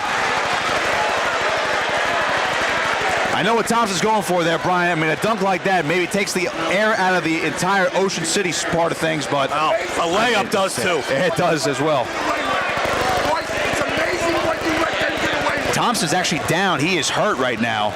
He's near the bottom row of the bleachers. He went down pretty hard. So they're going to check on him, and now they're going to mop the floor again as well underneath the baseline. Thompson looks like he hurt his left foot, something in his left leg. He's limping. Nice round of applause as he goes to the bench.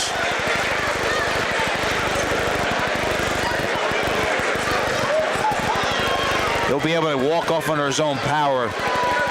Limping, though, he'll be on the bench, and you only have a minute left, but only in a 4-point game, your best player, arguably, pound for pound, is now not on the floor. So it'll be Kenai Austin for 2 shots.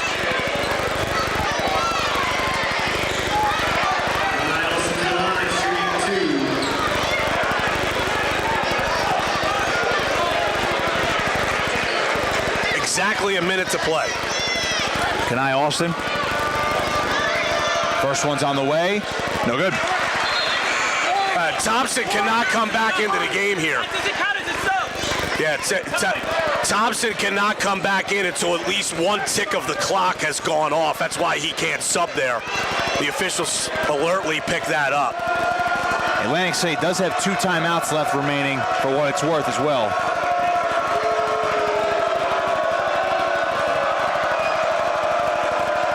Austin with a 4-point lead for Atlantic City. Makes it 5. Here's Lenko. AC is pressing. Lenko finds Drew McCarris. Good find, Ponte. Oh, he lost the ball for the second. Puts one up off the glass. And now a timeout here on this end. 60-57, 49 seconds remaining. 30-second timeout here for John Bruno and company. But now at the timeout, you're going to see Thompson definitely come back in here for Atlantic City in the waning stages of this ball game. And it's amazing, Brian. We saw Ocean City lead this game the entire time till about halfway through this 4th quarter. Dante Thompson trying to play the hero once again. A steal and a 3, and then just dagger after dagger for AC. And now they've been able to hold Ocean City off a little bit. Yeah, and we'll see what happens here on this. I think if you're Ocean City, you try to force Atlantic City to throw the ball into anyone but Thompson. If you maybe want to try one trap, but I think you got to start playing the foul game and putting them on the line. They are in the penalty. You know, if I'm Ocean City, I want to extend this as long as possible. Inbound here to Rios. Rios is fouled. That one's on Ponteri. That's his second. But they're going to walk the floor here.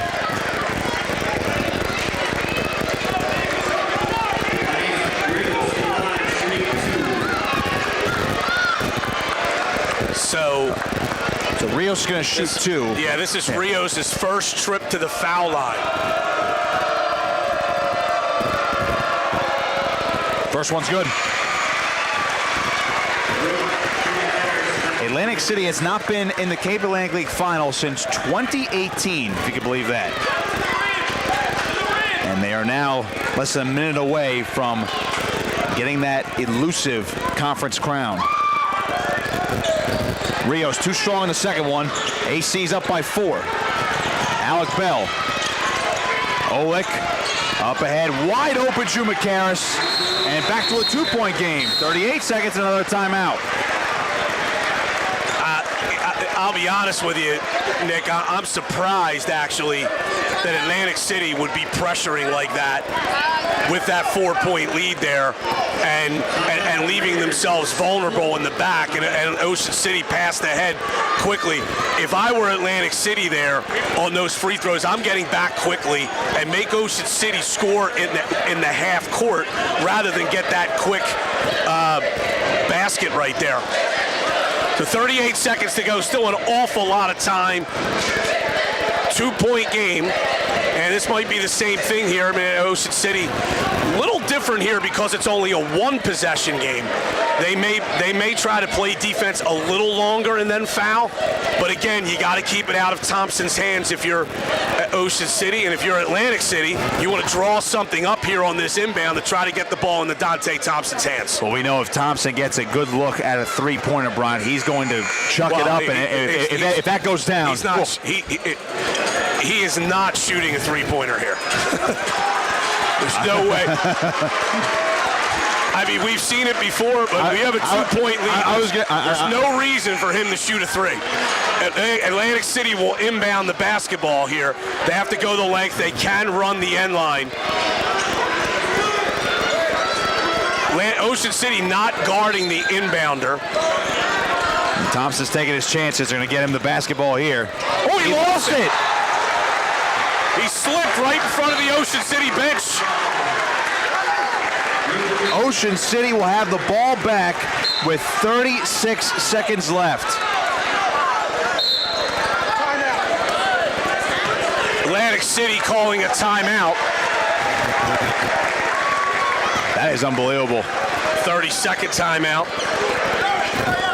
Thompson loses the basketball. 30-second timeout. I mean, they were definitely trying to get the ball in his hands right there. Just take it up the floor, use some time, maybe draw a foul, send him back to the free throw line. But listen, man, I think Entrus may have been coming to foul him, and Thompson slipped before Entrus even got there, and he lost the ball out of bounds. Now Atlantic City has a foul to give with 36 seconds to go in the period here. I don't, and you really, it wouldn't be wise to take it early, but it's just something to be cognizant of.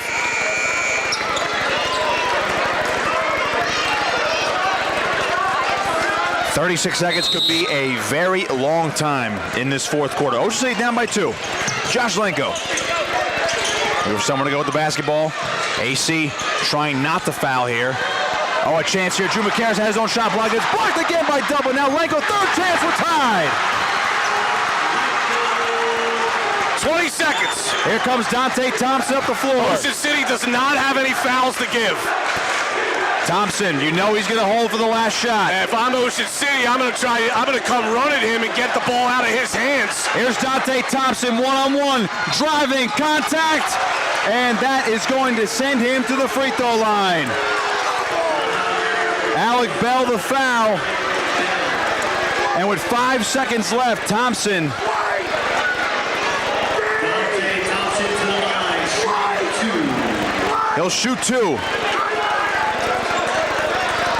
Yeah, that is a foul. Ocean City didn't like the call. That's a foul. 5 seconds.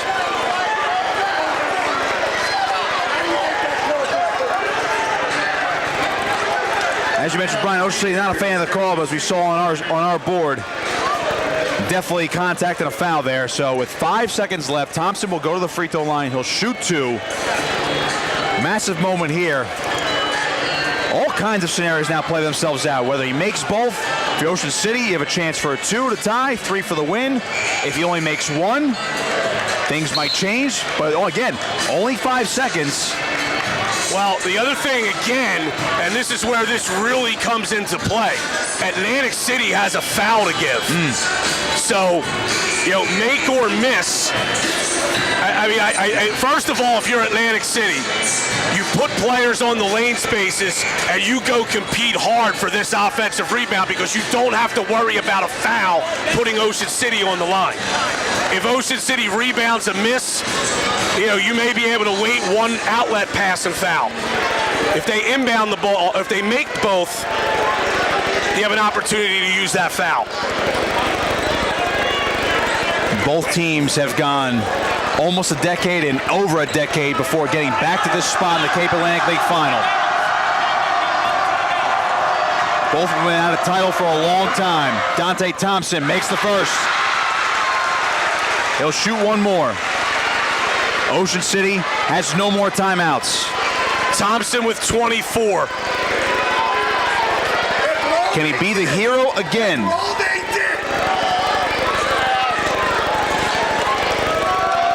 Thompson's second. On the way. It rattles out. Drew McCarris, he's got three to shoot. He's got to chuck it. Ranko has to point it up for the win. It's so good. Atlantic City wins it. 62-61. They're Cape Atlantic League champions. Dante Thompson, he is some kind of player. What a special talent. Dante Thompson does it again in the fourth quarter with the go-ahead buckets and eventually the game-winning free throw. 14 of his 24 in the second half for Atlantic City. What a cap for Wayne Nelson and Atlantic City, now 18-9 on the season, and they are the 2026 Cape Atlantic League champions. Dante Thompson, once again a hero for the Vikings. A tremendous game where Atlantic City did not lead until the fourth quarter. It was unbelievable. What a comeback by Atlantic City. They were down by as much as 11 multiple times in that first half. And they will get presented with the Cape Atlantic League trophy here in 2026. We're going to try to talk to head coach Wayne Nelson coming up once they clear the floor and do the awards here. A tremendous effort by Ocean City. 20-6 now on the season. They are the Cape Atlantic League runner-ups this year. It was their first finals appearance since 2010. They will now turn their attention, as will Atlantic City, towards the state playoffs. Ocean City is a number 3 seed in the Group 3 state playoffs in South Jersey. Atlantic City will move on to the Group 4 state playoffs.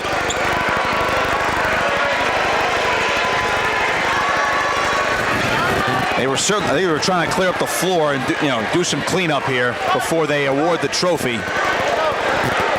Remember, we will get our second game of our doubleheader approximately a little bit after 2 o'clock now at this point. Middle Township and Wildwood Catholic will be the girls' final coming up. And Nick, we'll give you the final scoring. We mentioned Dante Thompson with 24.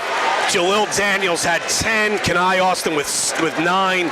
Tamir Rex 7. 6 for Jalen Day. 4 for Exclusive Dublin, and 1 point apiece for Javon Lane and Hanif Rios for Atlantic City. And they win the Cape Atlantic League Championship and improve to 18-9. For Ocean City, they fall to 20-5. And they were led by Chris Ponteri, who was terrific off the bench for Ocean City with 15. 14 for Josh Lenko, 12 for both Alec Bell and Luke Drew McCarris, 5 for Ty Olick, 4 for Dean Lappin, and 1 point for Kevin Entris. And, I mentioned, I believe, at one point in the third quarter that I kind of got the feeling that if Atlantic City ever took the lead, it might be difficult for Ocean City, and that's exactly what happened. It was very, very, very difficult for the Raiders to come back once Atlantic City got that lead.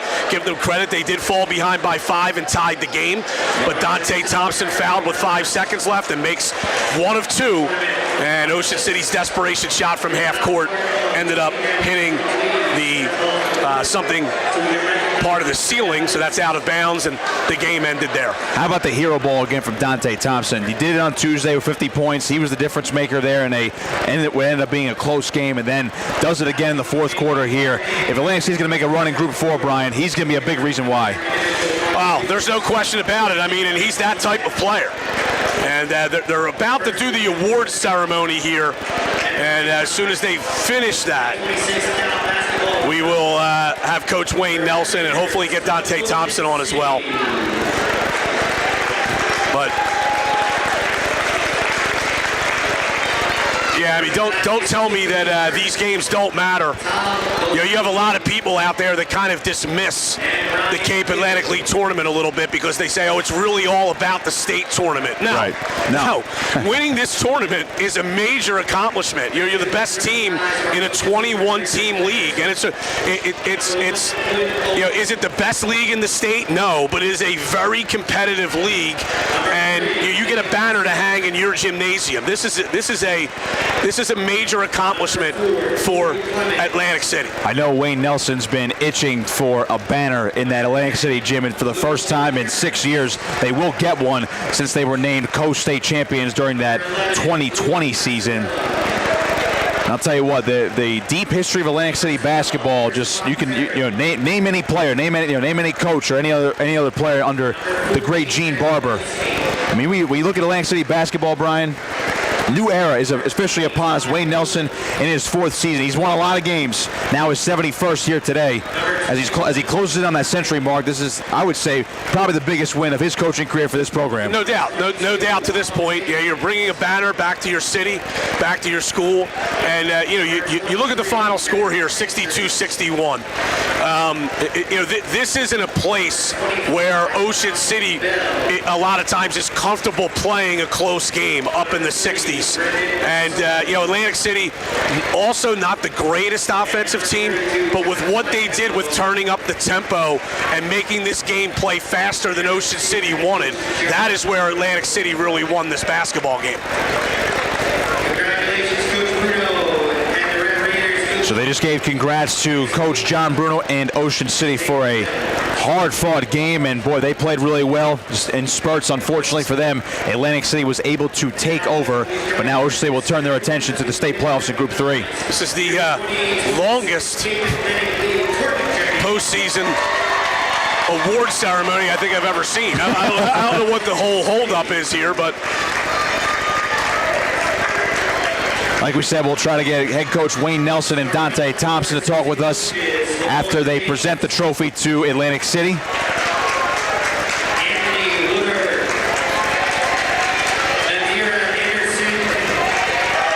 I think they're announcing all of the players.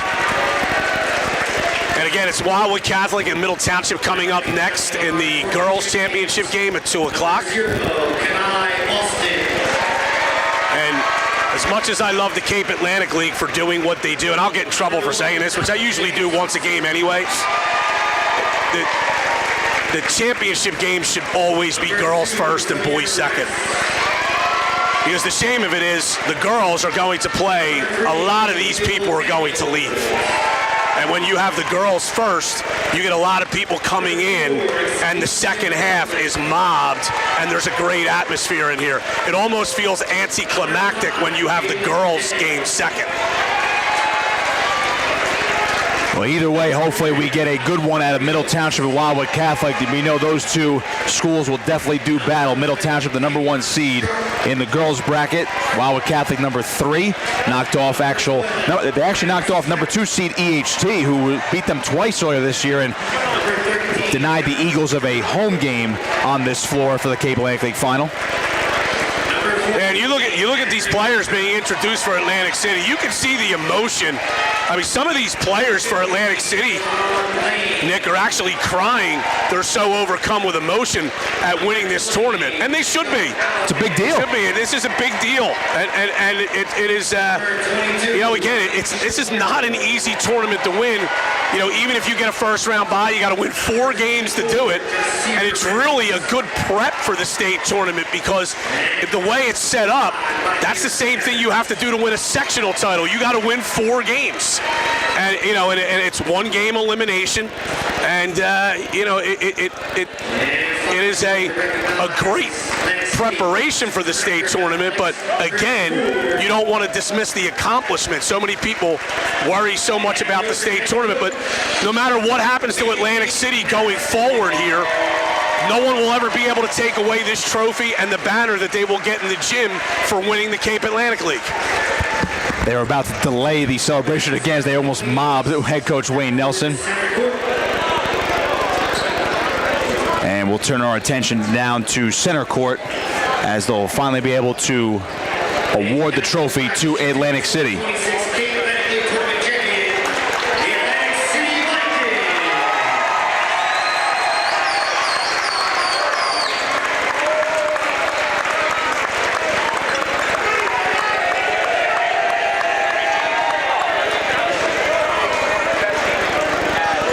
See if Brian can track down Coach Nelson.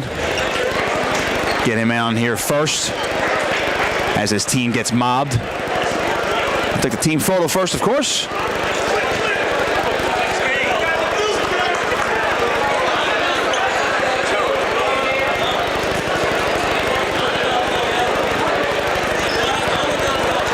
Banner going back to Atlantic City.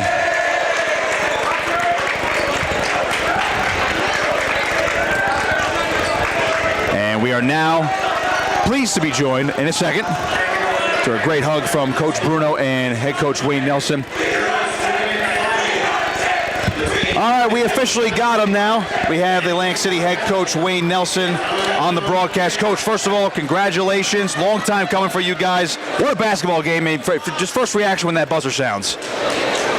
All the emotion, everything that we went through during the season. A lot of people gave up on us, and we just kept believing the whole way. 1% better every day, and we knew we could get here. So many people. There's people out there that, obviously the state tournament is the big prize. This is a hard tournament to win, and you guys just grabbed the trophy. They're never going to take that away from you. You're going to get a banner in your gym. They're never going to take that away from you. This is a big deal, isn't it? Absolutely. And the best thing about it is it's tournament style. Right. So it gets you prepared for the states. But it means something. It means something when you got to work hard and you got to play every other day and you got to figure out and you got to play against a team you played 3 times already. But that's what it's about. We got the feeling during the broadcast when you really started ratcheting up your pressure in the second quarter. You kept making runs, couldn't get over the hump. Kept making runs, couldn't get over the hump. And then you did in the fourth quarter. There's no question your style and your pace of play led to this victory. Absolutely. We got athletes, man. Yep. And listen, the culture doesn't change from what Atlantic City's been. We're going to pressure you, we're going to play defense, and we're going to hang our hat on that. And these kids were unbelievable. Coach, we talked about it on Tuesday. He scored 50 on Tuesday. Not as much tonight, but Dante Thompson, you said he was special on Tuesday. He had another special moment in the fourth quarter giving guys the lead. Absolutely. Game on the line. He wants the ball in his hands, and he makes big shots, or it's the free throws. But again, that's the specialness about him. When the moment arises, he has this willpower. I'm going to make something happen. All right, Wayne, we know you want to go celebrate with your kids, but congratulations. That's a terrific run by you guys as a 5 seed in this tournament to win the championship. Congratulations, Coach. Absolutely. Wayne Nelson, we appreciate him coming on as his team wins at 62-61 over Ocean City. Heck of a game, Brian, and of course, the emotions are evident for Atlantic City. They win this one 62-61. We'll be having Middle Township and Wildwood Catholic coming up next for the girls' championship in the Cape Atlantic League. So we'll step aside for a quick break until tip-off of that game. Once again, Atlantic City, your 2026 Cape Atlantic League champions, with a 62-61 win over Ocean City.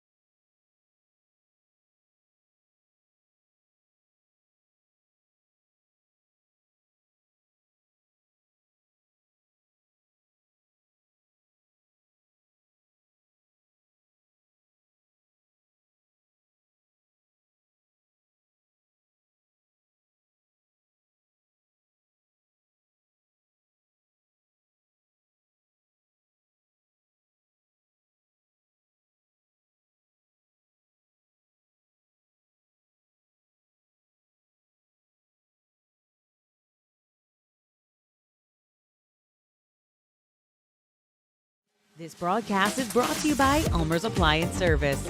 ULMER'S Appliance Service is a family-owned and operated business serving Cape May County since 1974.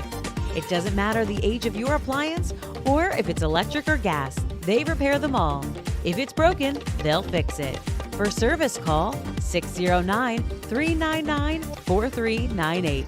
ULMER'S Appliance Service, ready to aid your appliance needs.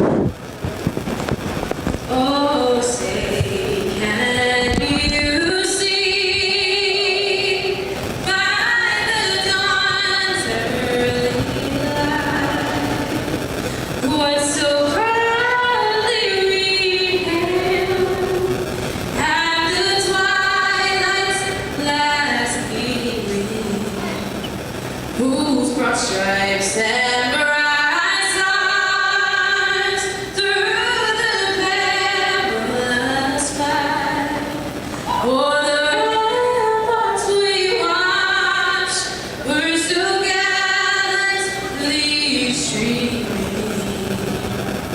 and the rocket's red glare, the bombs bursting in air, yet moved through the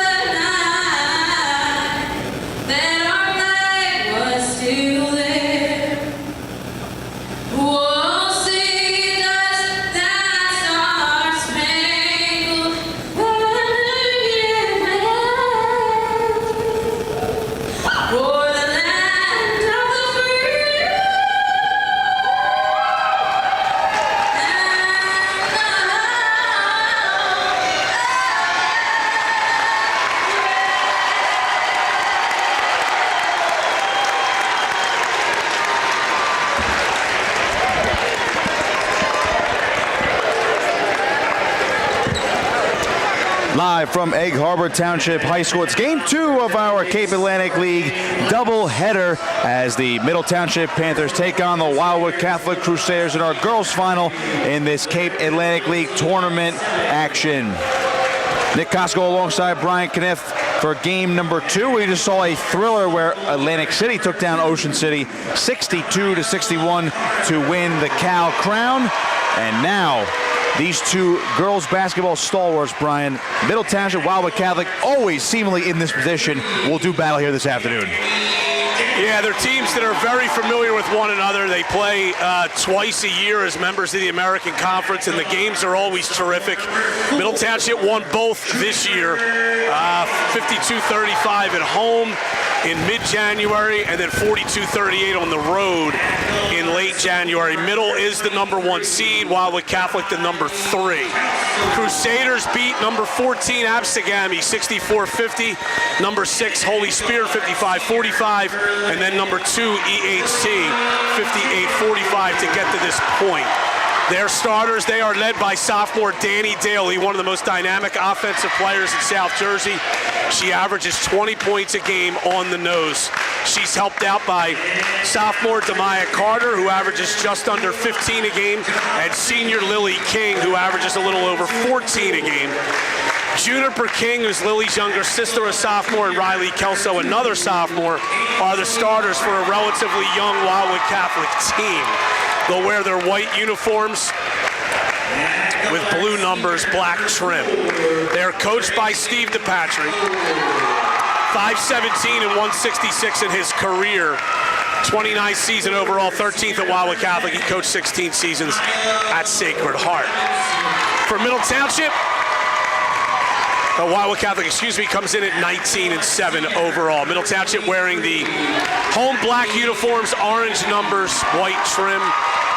They're coached by John Leahy, 441 and 171 in his career, 23rd season. Middle is the defending champion here of this tournament. Led by Reagan Powell, senior guard forward, averages 15 and a half a game. Sarah Farrow, a forward. Abby Capoletti is a senior. That's their three-headed attack. Farrow and Capoletti average a little over 8 points a game. Ainsley Frederick, a junior. Maya Robinson, a senior.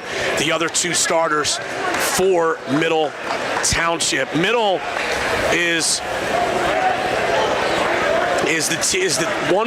the program with the most CAL Finals appearances. This is their 13th. They're tied for the most championships with Ocean City with 6. Wildwood Catholic has been here 3 times, and they've lost all 3 games. This is their 3rd trip here in the last 6 years. So they were here in 2022 and 2024, and now again in 2026. And Wildwood Catholic has had an excellent season, despite the fact that they lost their point guard Lola McGonigal to injury over the summer, and they've also had a few other kids not with the program as well. They don't have a lot of depth, only 10 players in the program. I did not mention, Nick, Middle Township's record.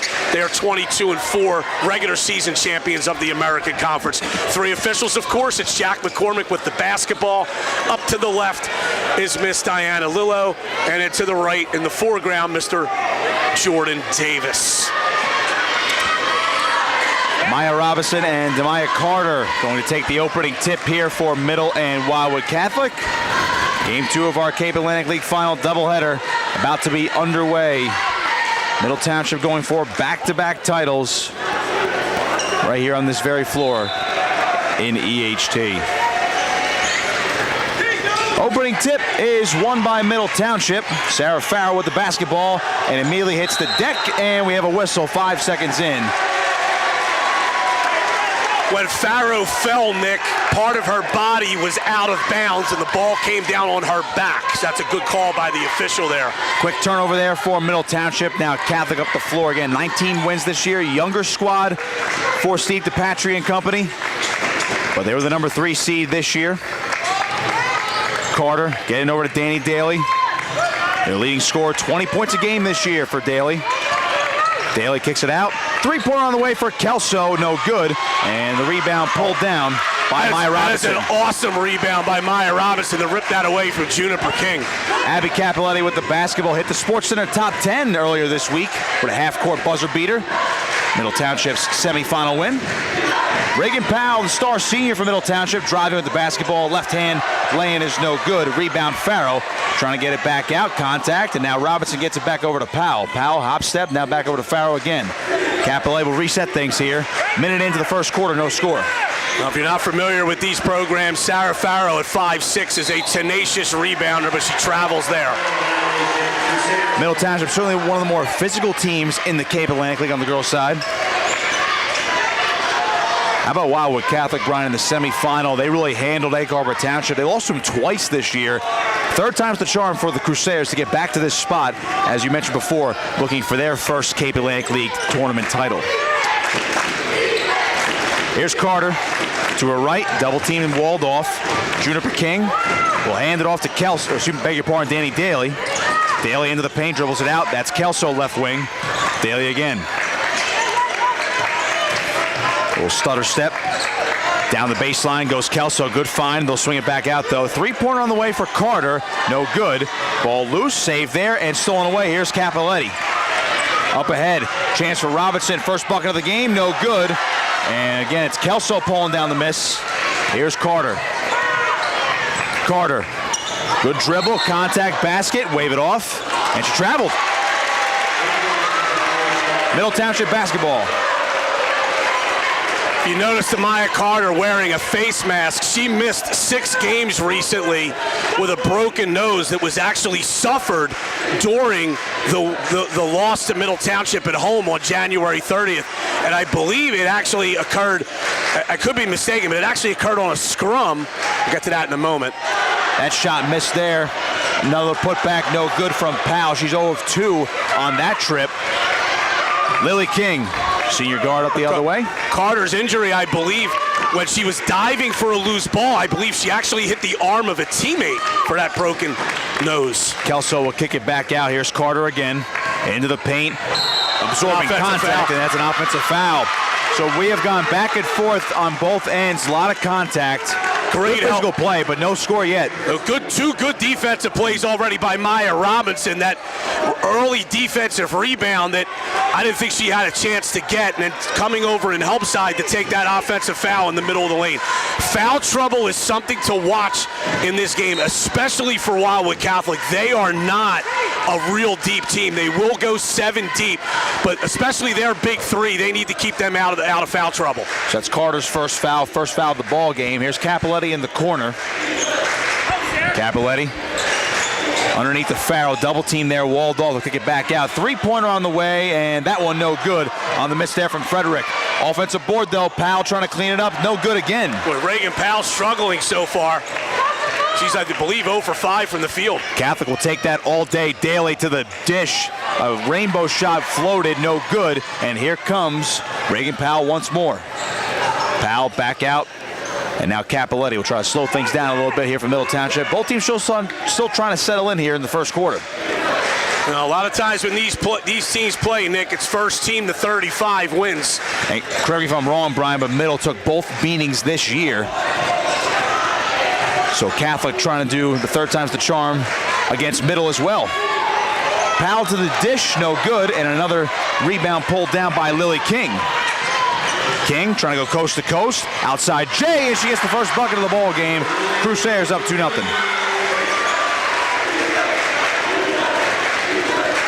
Quick tying of the shoe there from Farrow. So now Capiletti will walk the floor about halfway through this first quarter.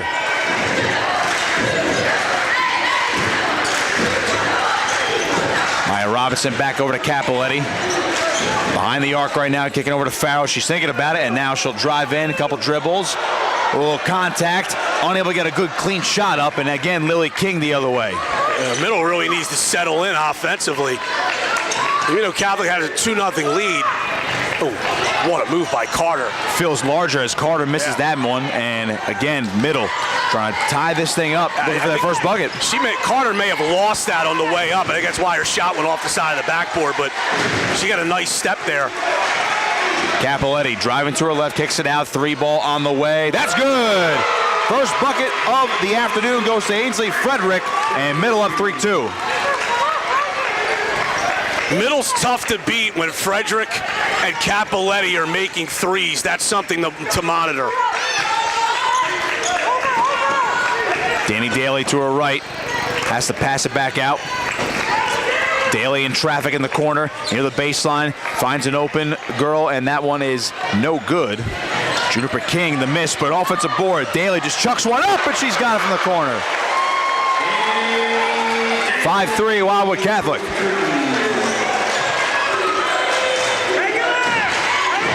Both teams finding the bucket now. Here's Robinson.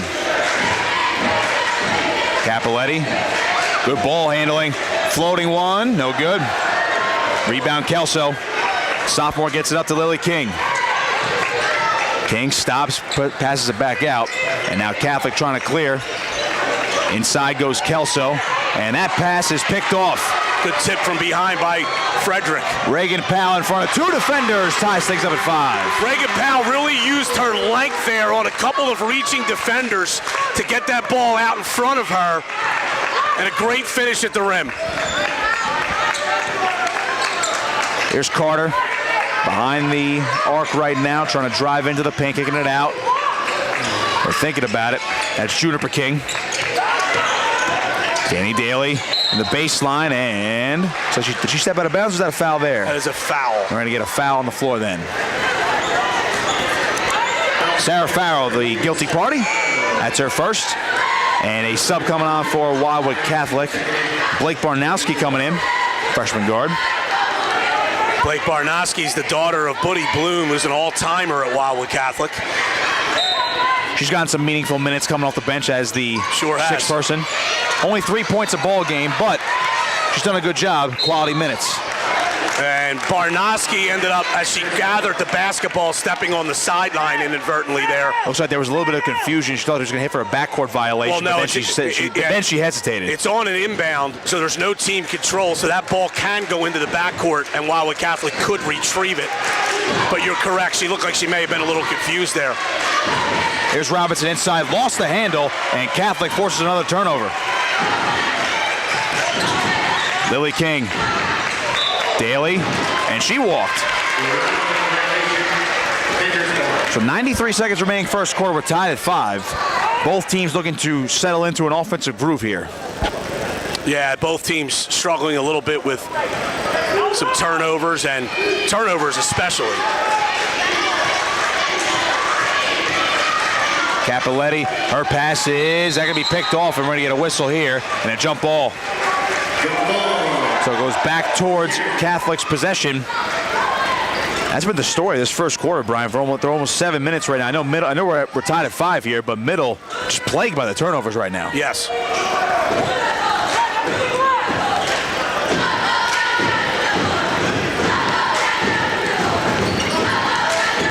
Here's Demaya Carter.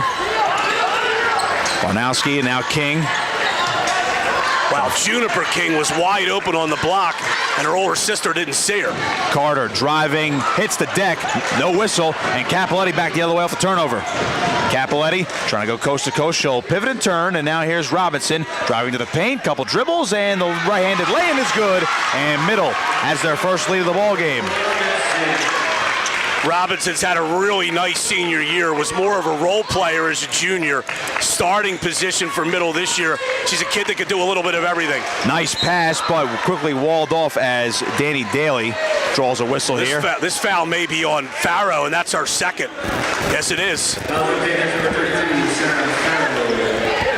So Farrow's going to come out. Middle. Hannah O'Neill coming in. Yeah, Middle gets a little smaller here as Hannah O'Neill comes in. Sophomore guard, 3 points a game, about 2 rebounds a game too. Again, another quality role player off the bench for John Leahy. That's a 3 ball for King, no good. And Carter gets the offensive board. The putback is no good, but a foul. That foul assessed to Reagan Powell. It's her first. Already the third team foul here for Middle in the first quarter, but with 33 seconds left, you would think that would not be a looming issue. Carter missed the first. She averages the shade under 15 points a game. She really rushed that shot.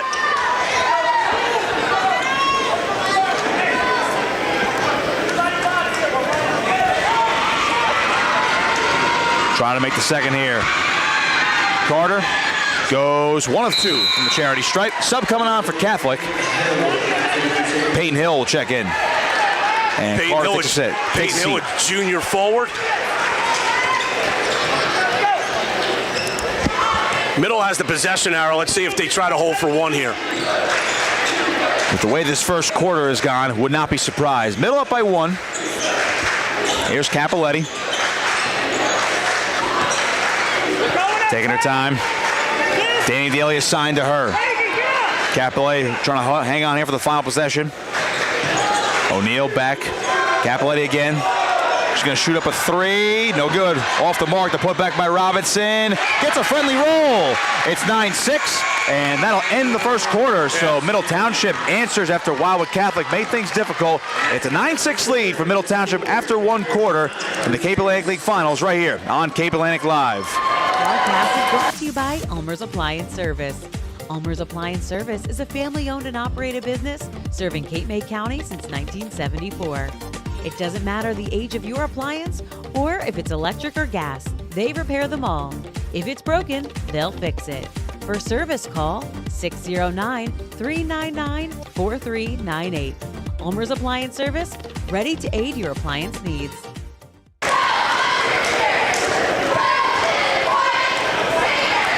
9-6, Middle Township on top. Nick Costco, Brian Kniff, second quarter action here inside Egg Harbor Township High School. Game 2 of our doubleheader. Atlantic City won the boys' final 62-61 over Ocean City. And you have 2 of the best teams that we've seen pretty much year to year, Brian, right here. Middle Township, Wildwood Catholic. Sloppy first quarter, but it seems like both teams maybe finding their groove a little bit. Yeah, and Middle, nice basket at the end there. Capoletti's 3 was well off the mark, but the offensive rebound by Maya Robinson and the putback. You want to talk about getting a friendly roll. That ball looked like it was rolling off the rim and almost some force of nature pushed it back over inside the cylinder and it fell through. Ghost of EHC passed in this gym right now. 9-6 Middle leads. It'll be Middle basketball as Reagan Powell will inbound it right here to Capoletti. Middle going towards the Wildwood Catholic student section. O'Neal, I beg your pardon, Frederick was trying to find a way to an open teammate. Here's Robinson in the corner. Back out O'Neal, and now Frederick again. They'll keep swinging around here trying to find a lane. Capoletti, back out Robinson, top of the key. O'Neal now a little jab step, and again, Middle playing ball control right now. Powell thinking about it, trying to find a look from the free throw line, pulls up, no good, and a whistle. Yeah, Danny Daly moved into box out Powell, but that was before she landed, and that's that whole airborne shooter thing. The shot's not finished until that shooter comes all the way to the floor with both feet, and when Daly banged into her, that becomes a shooting foul. Powell will shoot 2. First one on the way, no good. Shooting into the Wildwood Catholic student section. Yeah, as I mentioned before, man, they're out in full force as they usually are, and I'm not sure what that young man has in the front there. Is he a swimmer? Maybe it looks like one. Powell second is also no good. So 0 of 2, Reagan Powell is, and it's still a 3-point margin in this ball game. Here's Lily King. And she lost the handle right there. I think a miscommunication on the handoff there. And now this ball poked away and stolen by Reagan Powell. Powell up ahead, open Robinson. She converts. Maya Robinson with 6. That's a big spark for Middle Township. They're up by 5. That pass is almost picked off, and now a whistle. It's going to go towards Middle Township. Abby Capoletti kind of goaded that pass. She saw the player she was guarding go back door. That was Lily King. And Capoletti kind of let her go a little bit expecting the pass to come, jumped in to the passing lane, and it was King coming through her back to commit the foul. Wildwood Catholic calls the 32nd timeout, so with a 5-point lead, Middle Township still in front here. Now, they were up against it in that first quarter, and again, we went 4 minutes without a bucket as both these teams were trading good defensive possessions and turnovers at that one point. So, as it stands right now, Middle still up by 5. Team fouls assessed right now, 2 to Wildwood Catholic in this quarter, 0 to Middle Township. No one in current foul trouble other than, if you want to count it, Sarah Farrell from Middle Township. She has 2 in this first half. So a couple of turnovers on their last 2 possessions by Wildwood Catholic. And Middle with an opportunity here following this timeout to extend its lead.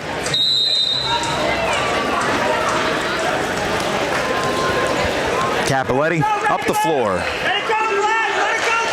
Reagan Powell. O'Neal's going to swing it out to Robinson. She's their leading scorer right now. And that ball lost out of bounds. Last touch by Middle. So another turnover. Capoletti thought the ball went off of Wildwood Catholic, but did not get the call.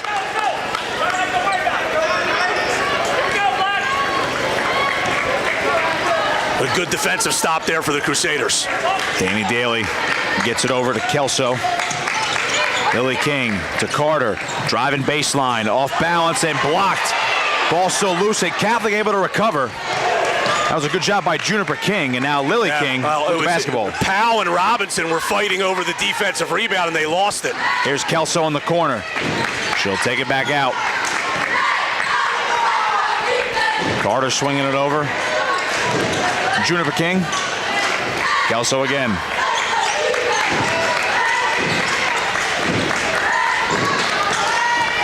Ball control by Wildwood Catholic. A little handoff here, Danny Daly with defenders in her face. Airballed it there, and Robinson pulls down the miss. Well, great job by Hannah O'Neal to hedge after Frederick had to go over that ball screen there, and that's exactly how you want to defend that. Couldn't have done it better if you're Middle Township. Capoletti now left wing, gets over to Robinson. Hannah O'Neal back over to Capoletti. Reagan Powell driving left, turns back Capoletti. That's for 3. A little too strong. Ball loose, and it's going to be a jump ball. So it'll be Wildwood Catholic basketball with 5:19 remaining in this first half. It's an 11-6 lead for the Panthers. Yeah, Middle traditionally is one of the best defensive teams in the CAL. Proving it right now, as that one is no good, but a foul as Lily King went up for that shot. And that one's going to be on Reagan Powell, her second. It's her second. Well, the foul issue starting to pile up on Middle Township here. Yeah, Powell and Farrell both with 2 apiece. The last time these 2 teams played, Powell was in foul trouble the entire game.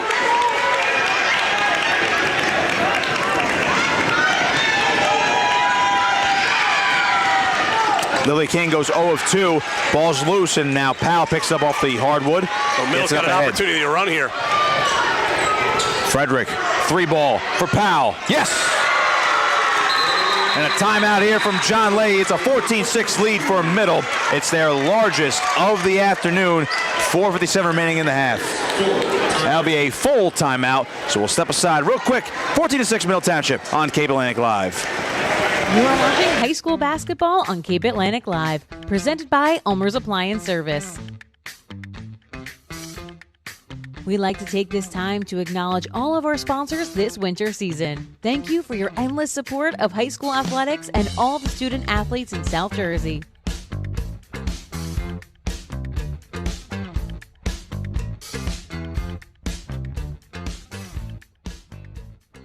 Once again, you're watching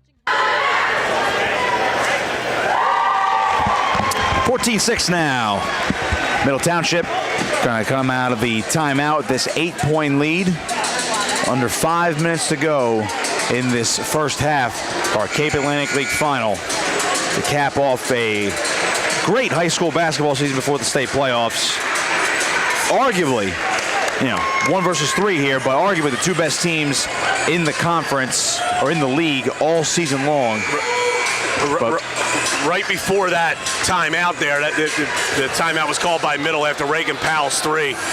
Powell really stepped into that three at the top of the key and was delivered a pass beautifully by Robinson right to her hands, and she was ready to just load and shoot. Lily King, guarded by Capoletti. Little handoff here to Danny Daly. Daly, Juniper King now. Carter wants a straight on three. She answers. Back to a 5-point margin. Big basket there, Demaya Carter. Not the best three-point shooter, but she's getting better at it, and she will be a really good three-point shooter by the time she's done. Carter is one of the most talented players, not only in the Cape Atlantic League, but South Jersey. Still young, too. Here is Reagan Powell trying to go baseline, little misdirection. Couldn't get the friendly finger roll. It's loose. She got her own miss back. Good job by Robinson to keep that ball alive. Capoletti, a little pump fake and a handoff now to Hannah O'Neill. Driving to the basket. Nice move, but she can't finish. O'Neill looked like she lost the handle going up. I don't know if the ball was tipped by a Crusader player or if she lost it on her own. Step back three for Danny Daly, a little short, and an offensive board here. That's King. She can't convert. Third chance opportunity, got it to go. 5 straight for Wildwood Catholic. Back to a 3-point game, 1 possession lead for Middle Township. Latter stages of the second quarter. O'Neill back over to Robinson.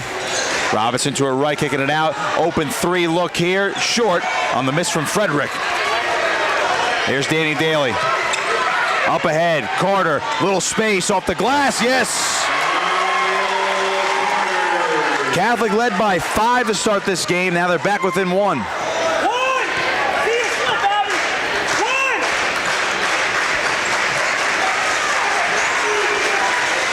Great job in the open floor by Carter there. Capoletti, turnaround Jay, might have been slightly blocked, and now it's collected by Lily King. Not a good decision on that shot. King will take the three, no good. Rebound there, Juniper King kicking it back out.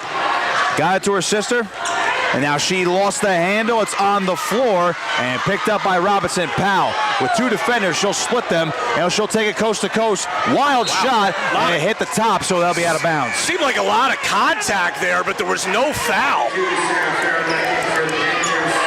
I think Coach Leahy even wanted a foul back here on the opposite end too, Brian. He was yelling at something. Well, Reagan Powell is not going to take the ball. First of all, she's not going to take the ball and shoot it straight up in the air so it hits a basket support. If she wasn't fouled, the ball had to be tipped. Chance now for Catholic to take the lead since the opening bucket. Carter for 3. Airballed it, and it might have been slightly tipped, but no, they're going to rule that. Middle Township basketball. Well, I thought Frederick might have tipped that, but the officials don't deem that, and Middle Township will have it.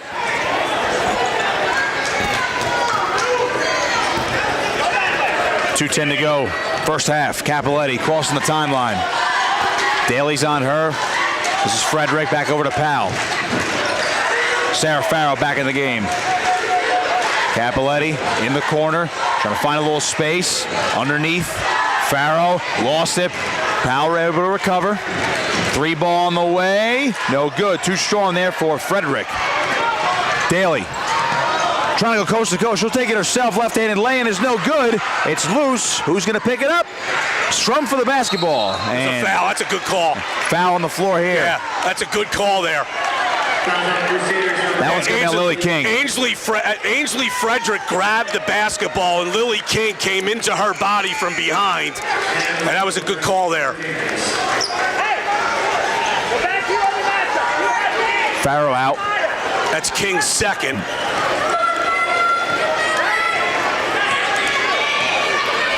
She's the only one with multiple fouls for Catholic to this point. Capoletti with less than 90 seconds and Middle on top by a point here before halftime. In the corners, Capoletti. Daly's on her. And now Frederick lost the handle. Does get it back. Capoletti with it. Takes the jumper. Yes! Good jump stop. Good jump stop under control. Rose up and knocked it down.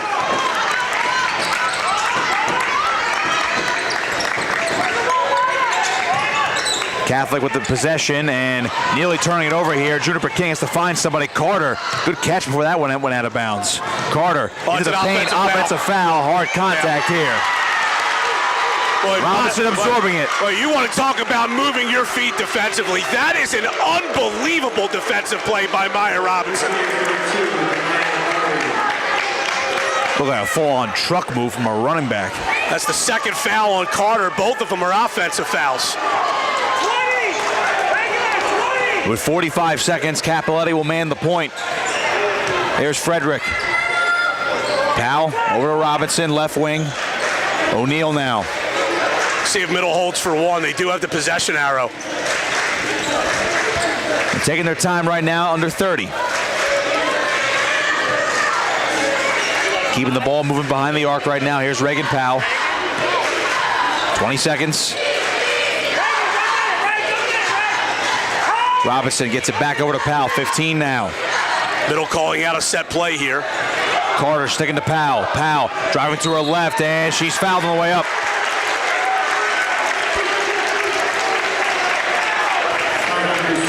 They're going to hit Carter for that one, Brian. That's her third. Wow. Also the fifth foul for Catholic in this quarter, but with 8 seconds left. Nonetheless, I mean, Powell's going to the free throw line anyway. Now, one thing to remember, now Middle has some players in foul trouble as well. As Powell makes the first, you certainly don't want any of them committing it. You're going to have Juniper. But Middle has fouls to give if they want to take them with 8 seconds to go in the half. Powell hit the first. Second one on the way. It's good, 2 of 2. 18-13. They're going to get Powell out of the game. So Powell subs out. LLA forward, coming in for the final 8 seconds here. Making sure Powell stays out of foul trouble. So Catholic has 8 seconds. Daly up the floor. 5. Daly driving with 3 seconds. Has to go. Floater. It's good! Wow. Shot. Danny Daly, ice in her veins. 18-15 at the half. Yeah, once again, and I tell you, Nick, if I'm Middle Township there, I'm taking a foul to give up top there. Instead, they let Daly get into the top of the lane and knock down that runner at the buzzer of the half. She makes it a 1-possession game. Middle Township on top, 18-15 in our final over Wildwood Catholic in our Cape Atlantic League final. It's halftime. We'll take a break on Cape Atlantic Live.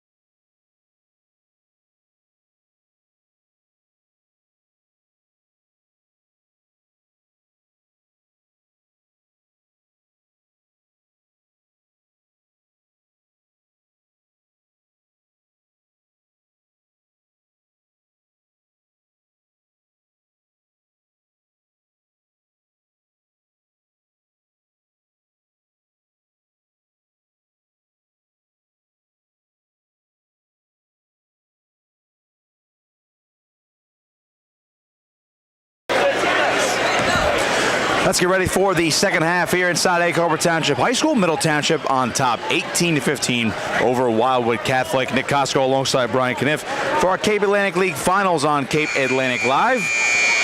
Atlantic City a winner over Ocean City in our first game, 62-61. And a thriller, and right now, Middle Township up by a possession. Back and forth we've gone, Brian. You know, a lot of turnovers. This is more of a defensive affair than what we saw in game number 1. But it seems like Middle Township has been able to have a more of a handle on things, I'd say, offensively, despite the low scoring output.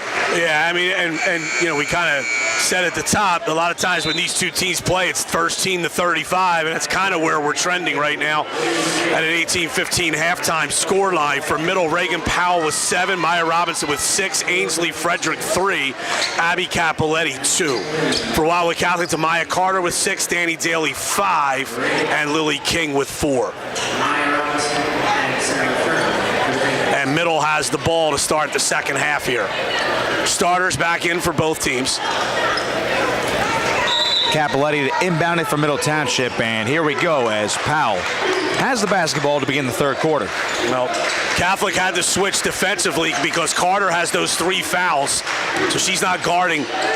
Left-handed jumper there from Capoletti, no good, and it looked like an offensive rebound for the moment. We're going to get a jump ball as Robinson was fighting for the basketball with Kelso. So Carter is guarding less of an offensive threat because she has those 3 fouls rather than guarding Powell. Danny Daly up the court for Wildwood Catholic, their first possession of the half. Lily King, and some contact as Farrow hit the deck. Yeah, it's a blocking foul. Farrow didn't like it. That's her 3rd. Yeah, that's big right there, considering we are 30 seconds in. Yeah, with 2 fouls, Sarah Farrow shouldn't put herself in that position there. Just try to wall up and play. This is for the tie. Yes, sir. Danny Daly.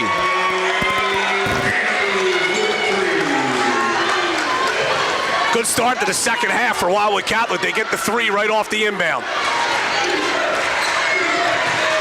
Here's Capoletti in the corner.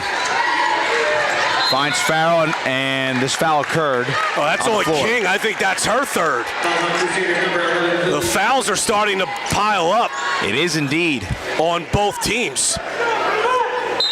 King's got 3. Carter's got 3 for Wildwood Catholic as well. Here's Robinson.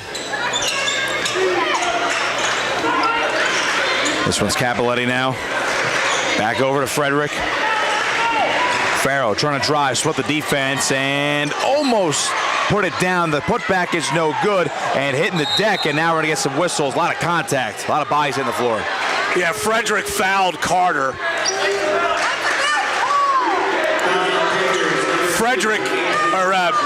Carter tripped over Frederick, which a lot of people don't understand. That is a foul because Frederick, by lying on the floor, is not in legal guarding position. So when the player for Wildwood Catholic trips over her, that is a foul. Only Frederick's first, but already the second team foul for Middle Township. Kelso gets it over. Danny Daly driving from the right side, no good. And now Reagan Powell the other way. Tie ball game here, early third quarter. Capoletti, 3 ball on the way. A little too strong. And a rebound from Juniper King. She almost had it poked away, but the Catholic recovers. Danny Daly pretty much walled off here. Now Carter has a look for 3. No good, and Juniper King, one-handed rebound, but couldn't save it to a teammate, and now Capoletti the other way. I thought that could have been a foul. Here's Robinson in the paint, trying to get by Carter. Little contact, no whistle, out of bounds. It stays with Middle. Wow, Demaya Carter was awfully fortunate there not to get her 4th called on her. But a good no call considering what happened down the other end. Capoletti. Underneath, Robinson puts one up and uses the glass to bank it in. Good set play. There's Carter now crossing the timeline. Dishing it over, Lily King. And find Kelso in the corner for 3. Too strong. And that ball will head for the boundary. Middle Township back with possession. Good box out by Reagan Powell there and just let the ball go out of bounds.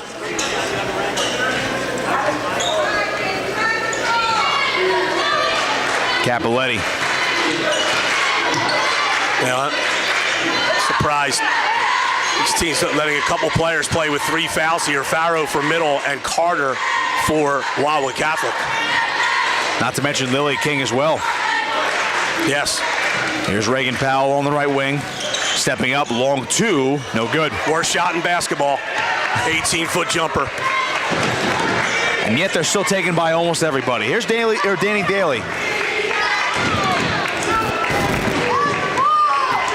Daly has Frederick on her, straight on 3. Rainbow shot off the bank, no good. And here comes Powell the other way after the board. Capoletti, good ball movement here. Nice handling. Farrow underneath, driving to the basket. And Middle extends the lead by 4. Good composure in the middle of the floor by Capoletti, and then found Farrow for the wide open layup. Carter with 3 fouls. She averages 15 a game this year. 4.5 to play. She would like to get going here in the second half.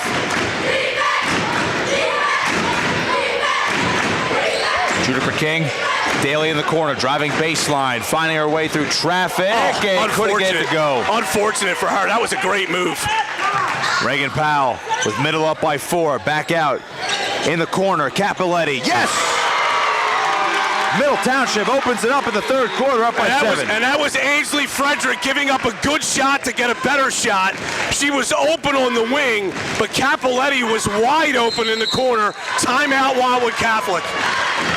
It's going to be a 30-second timeout with Middle Township up by 7. Exactly 4 minutes remaining in this third quarter. So we had, again, back and forth. Catholic tying it up here, but now Middle opening it up. Yeah, and Middle Township, good little run there, as you mentioned. Danny Daly hit that 3 from the right corner to open the scoring of the second half to tie the game, and now Middle with 7 straight. And time to talk it over for Wildwood Catholic. Now remember, the last time a timeout was called, Middle had actually called that timeout, but then Wildwood Catholic came back and surged. And, you know, Steve DePatry, a lot of times when you give up a run like that of 7 points, it's not really talking about that run. It's let's run something, let's execute something here, get a good look at the basket, and try to get a basket, and then we get back into the flow of the game. Basketball is always a game of runs. Sometimes it's not worth it to worry about rehashing what happened during the run. All it takes is one bucket. Carter on Powell, floats one. And Farrow able to create traffic as Powell pulls down the miss. Farrow knocked the ball away to get it to Powell, and she goes to the basket and scores. Good transition basketball by Middle Township. They're up by 9, their largest lead, and growing. Critical time here for Wildwood Catholic. They need a basket. Juniper King over to her sister Lily. In the corner, Carter, 3. Yes! Big answer from the Crusaders. Her second 3, she's got 9.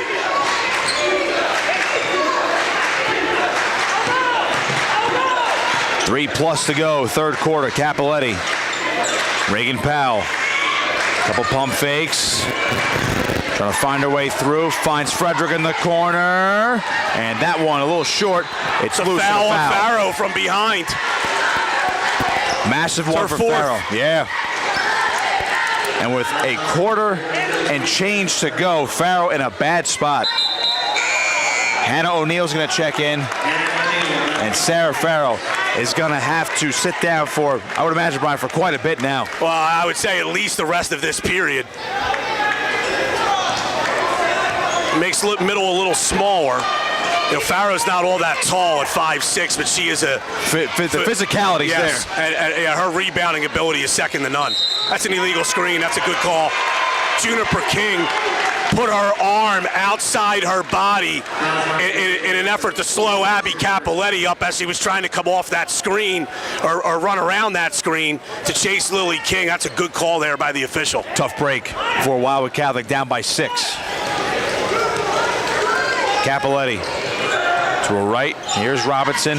Juniper King's on her. pass. Couldn't corral that pass as it was tipped. And now the other way goes Catholic. Chance for Daly, chucks up a 3, too strong, and the putback from Lily King is also no good, and Reagan Powell pulls down the board, and just Catholic, these missed opportunities here, Brian. Robinson up ahead with traffic, that one was blocked away, stays here with Middle though. Robinson would have been better off jump stop and then bouncing a pass across to the other block. It would have been a wide open layup. As it is, that was a great defensive play by Danny Daly to get that block cleanly and out of bounds. Blake Barnowski in. Riley Kelso out for Wildwood Catholic. Here's Hannah O'Neill. Frederick now looking for somewhere to go with it. Finds Capoletti. Open 3. Too strong. Powell, an offensive rebound again. Yeah, Middle's gotten a few of those. I mean, Powell's just pulling down boards left and right, offensive and defensive.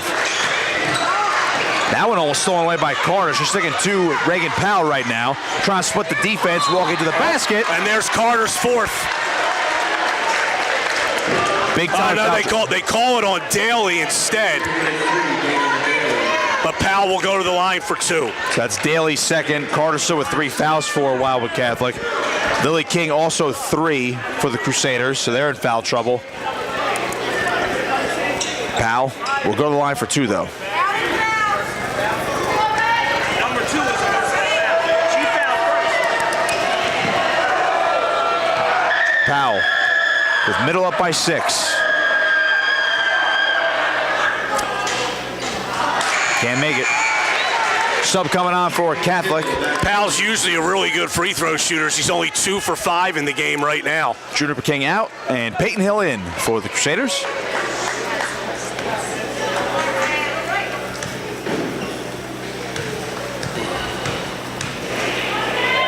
And here is Powell's second. No good.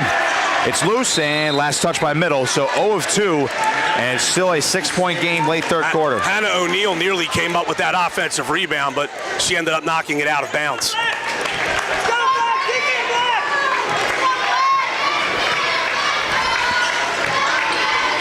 Carter up the floor.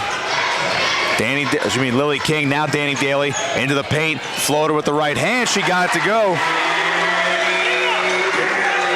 Back to a 4-point margin. Robinson trying to get by Hill. She does. Puts one up, and she got the friendly rattle. Robinson with 10 to lead Middle Township. Unsung hero today.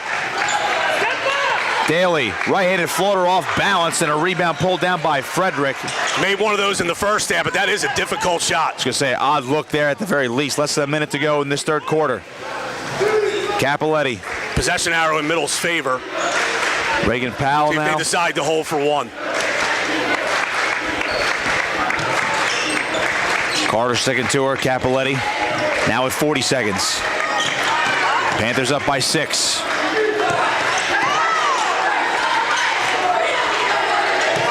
30 seconds to go, excuse me. Powell. Carter reached it in. Middle's bench wanted a foul, not going to get one though. Robinson again, 20 seconds. Middle holding on for this final shot. Catholic content with just playing some tough defense here. Capoletti will pivot. It's turning a little bit. Gonna manage the ball handling here. Underneath, Robinson puts one up. Got it to go with less than 5 seconds to go. Catholic with a running clock. Gonna get a shot off. This one will count, and it will hit the ceiling. And 31-23, it's an 8-point lead for Middle Township as we go to the fourth quarter in our 2026 Cape Atlantic League Final right here on Cape Atlantic Live. Brought to you by ULME'R'S Appliance Service. ULME'R'S Appliance Service is a family-owned and operated business serving Cape May County since 1974. It doesn't matter the age of your appliance or if it's electric or gas, they repair them all. If it's broken, they'll fix it. For service, call 609-399-4398. ULME'R'S Appliance Service, ready to aid your appliance needs. Fourth quarter time at Egg Harbor Township High School. 8-point lead for the Middle Township Panthers, your number 1 seed in the Cape Atlantic League Tournament. 22-4 this year, went 9-2 in that American division. John Lay, another great job with his Panthers, looking for back-to-back Cape Atlantic League titles and for a record 7th Cal crown. On the flip side, Wildwood Catholic, they've been battling today, but down by 8. They're still searching for that elusive first tournament crown here in the Cape Atlantic League. They've shown some fight, Brian, and again, they led early on in this game. They were causing havoc for Middle's offense, but they can't seem to quite close the gap right here in the second half. So Catholic back to their starters. Middle will have 4 of their starters and Hannah O'Neill instead of Sarah Farrow. Farrow on the bench with 4 fouls. But Middle, that's a big basket to end the quarter there. Maya Robinson has 12 points in this game. And Middle gets the ball to start the 4th. Capoletti.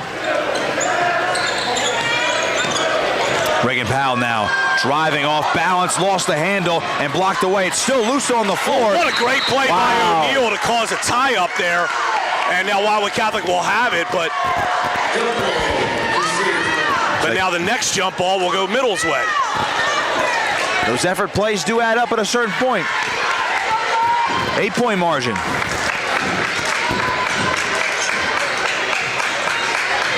Catholic trying to close the gap.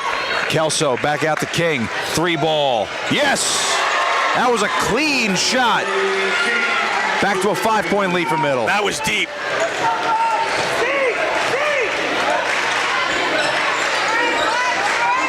Reagan Powell swinging it over. Hannah O'Neill. Capoletti driving baseline. Good find. Robinson converts. Boy, Maya Robinson is making a living by just getting to the right spots on the floor. Great find by Capoletti. She'll take those all day. Billy King out to her sister Juniper. Coming to her right, looking for a little handoff. Danny Daly almost lost it in the corner. Carter, 3. Couldn't quite get it. It's loose. And Kelso recovers. 3 defenders around her. Here's Daly, couple dribbles. She'll drive. Right-handed layup is no good. And Robinson aboard. Capoletti right wing. Ooh. Powell driving by Carter. Puts one up. No good. Good defense there. Loose though. And Robinson cleans it up again. Again in the right spot. Just going to the rim when her teammate's going to the basket. Robinson averaged a little over 6 points a game coming into this game. I believe she has 16 now. Here's Kelso. Carter top of the key. Driving in. And now we'll back out. Ball's loose. It's coming out of bounds. And that will go back towards Wildwood Catholic the other way. Needs a timeout, Nick.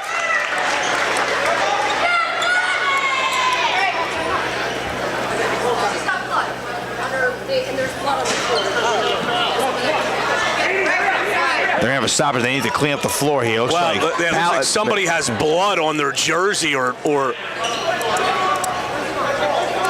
I don't know who they're identifying with blood. Steve DePatrick called a timeout for Wildwood Catholic as they try to sort this out. Full timeout here. I'm not really sure what they're trying to sort out here. I know there was blood there, Brian, but I don't know. In that case, does somebody have to come out for the uniform, or they just need a simple cleanup? Well, you could do one or the other. You can change the uniform actually legally. I'm still trying to figure out who actually has the blood. I just heard the officials say blood, but I didn't see which number. And I don't see any player from either team changing a jersey. Oh, now here's what we're being said. It's Reagan Powell, actually, and she's being cleaned up by Amy Adair, the Middle Township athletic trainer.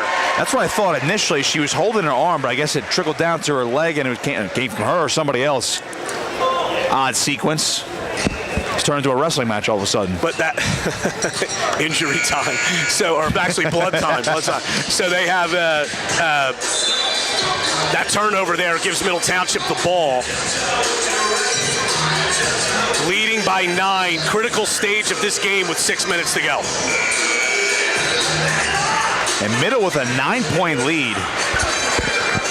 Depending upon how they're scoring how they're rolling offensively, I mean, 9 points looks like that looks like a lot to overcome if you're Wildwood Catholic right now. But you mentioned, Brian, start of the broadcast. Seems like the way these games go between these two teams, first one to 35, middle's already there. Yeah, still a lot of time left, but sometimes when these two teams play and when you're in a relatively low-scoring game, a 9-point lead can seem a lot larger. On the inbound, here's Capoletti.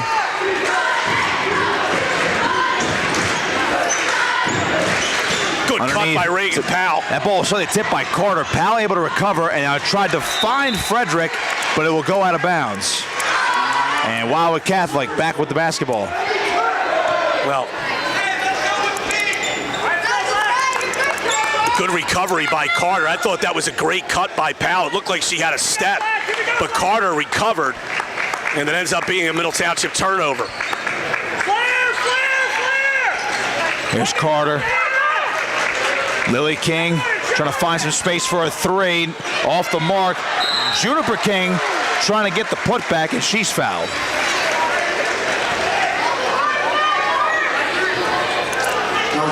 Hannah O'Neill, her first. Ainsley Frederick did an excellent job fighting through that screen to make Lily King put the ball on the floor before and reestablish herself before she took that three. King's first free throw off the mark. Juniper King was able to get that offensive rebound, though.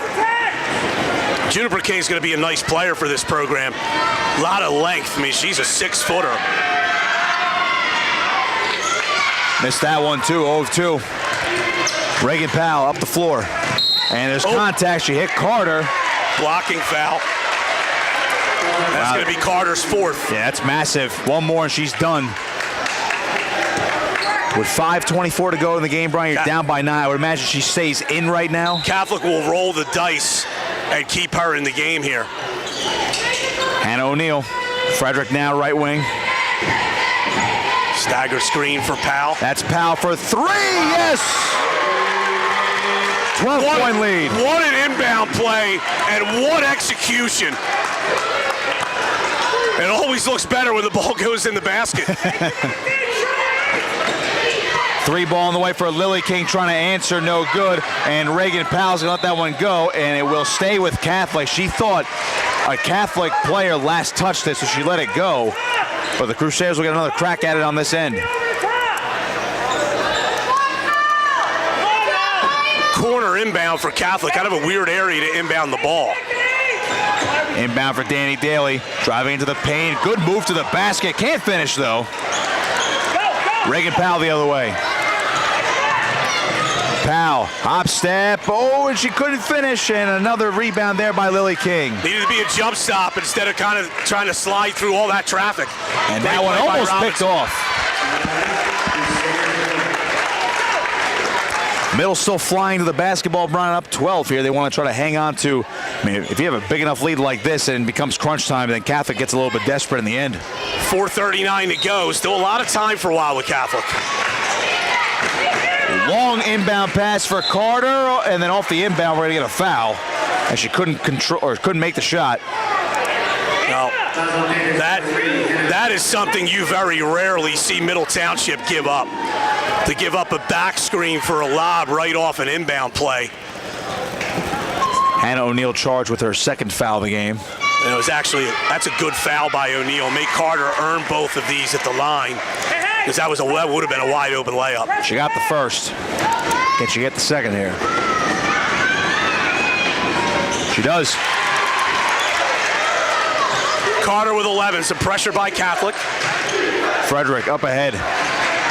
Good feed to Robinson. She fell down and she traveled. Sarah Farrow coming back in for Middle Township.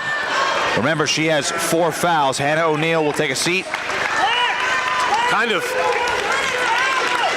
a little bit of a strange spot to bring her back in. Up by 10, 4.5 to go. Especially when you're going on defense.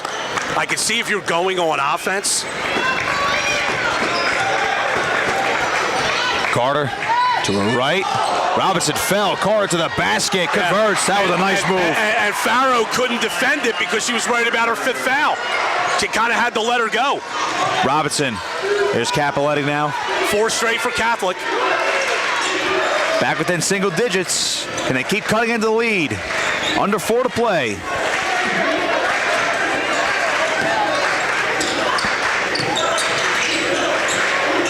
Middle will be happy to do all this on the perimeter here. They can eat up clock here, too. Catholic's going to have to make an adjustment. They're going to have to start jumping the ball. Closing in tight now. Great pass there by Ainsley Frederick. Fundamental. Just ball to the outside hand, ball to the outside hand, ball to the outside hand if you're middle. Capoletti off this handoff again. Maya Robinson. At some point, what you're hoping for if you're middle is if Wildwood Catholic overplays, somebody slips back door and gets a lane to the basket.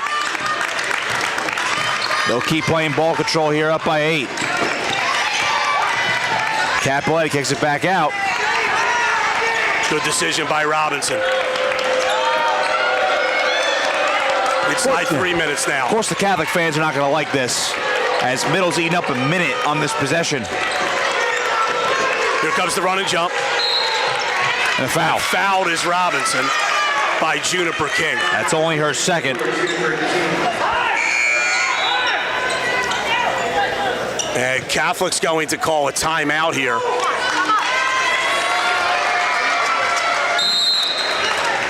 This is a full timeout. Catholic doesn't have any 30s left. No, an 8-point lead here. 2:51 to play. Middle in control, especially in this fourth quarter, Brian. I mean, if they could play ball control like that, I mean, Catholic's going to have too few possessions to catch back up here. Yeah, and if you're, so the question is for middle, are you drawing up a play to try to get a layup off this inbound, or are you just going to try to get the ball in and control it? So we'll see what John Leahy does. I will tell you, John Leahy is as good of a basketball coach, and I'm talking about any level of basketball, at drawing up out of bounds plays, out of timeouts to get a layup. And he does a lot of screen for the screener action to try to free someone up for a layup. We'll see what he does here.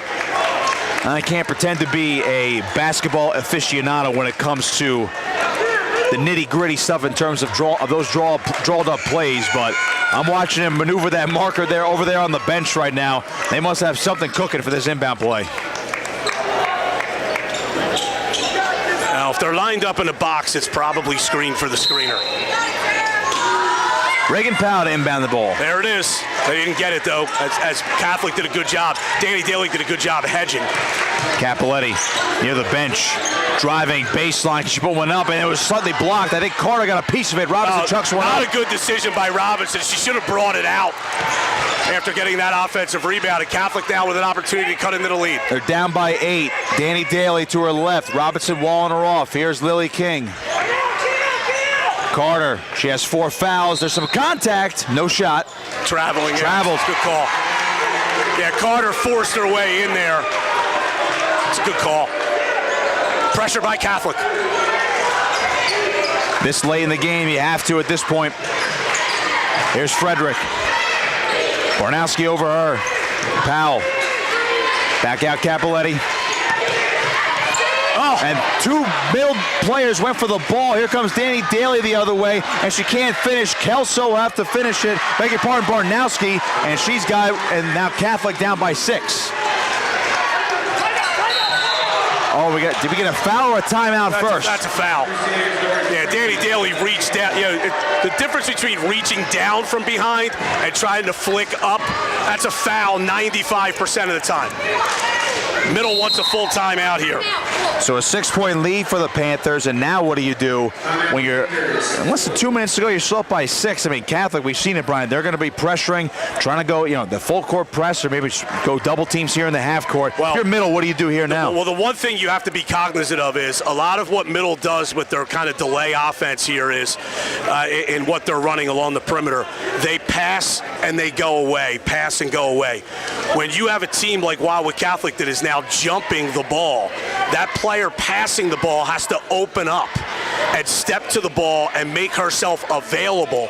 And this play here was just unfortunate for Middle. They had two of their own players collide with one another and gave Wildwood Catholic the run-out layup off the offensive rebound. And but that's really the key right here.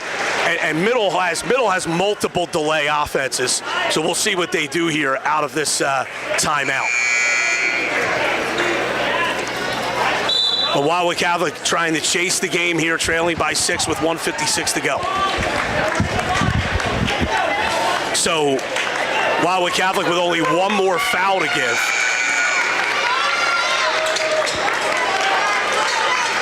Well, out of the timeout, Panthers up by 6. Crusaders still searching for that first Cape Atlantic League tournament title. Robinson to inbound. Robinson gets to the Capiletti and just able to handle that pass. Across the timeline here. Carter on her. Remember, she has 4 fouls. Capiletti to her right. Has to dribble it back out. Here's Reagan Powell. Carter trying to reach in.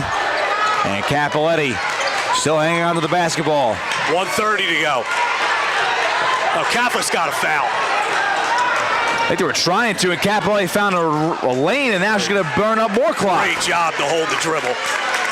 She's still holding it, and Catholic now just chasing. Well, Catholic has to foul. I don't know what the holdup is here. They still have a foul to give. I mean, Middle is just burning the clock, and finally a foul here from Blake Barnoski. Coach DePatry was screaming for his players to foul. Now the next foul will put Middle on the line. Robinson Finds somewhere to go. And now that ball is loose. John Leahy wanted a timeout. Trying to save it. And it will stay with Catholic. Barnoski didn't realize that the ball wasn't touched, but the ball hit the line before she touched it. I mean, Brian, we were right next to. We heard Leahy call timeout multiple times. They didn't grant it, and they let that play go. Carter, that pass almost picked off. Underneath, a turnaround for Danny Daly, no good, and a rebound by Farrow. 50 seconds. Now Capiletti up the floor. Catholic has to foul. Oh, that could be an intentional foul. Barnowski does it. That's two-hand push in the back. That could be an intentional foul. They're going to call it a common foul. It's the 5th foul on Wildwood Catholic, so Abby Capiletti to the line for 2 shots. Middle can ice the game, though, with a couple more free throws at this rate. Now, still a lot of time left, but yeah, got the first. That first one makes it a 3-possession game.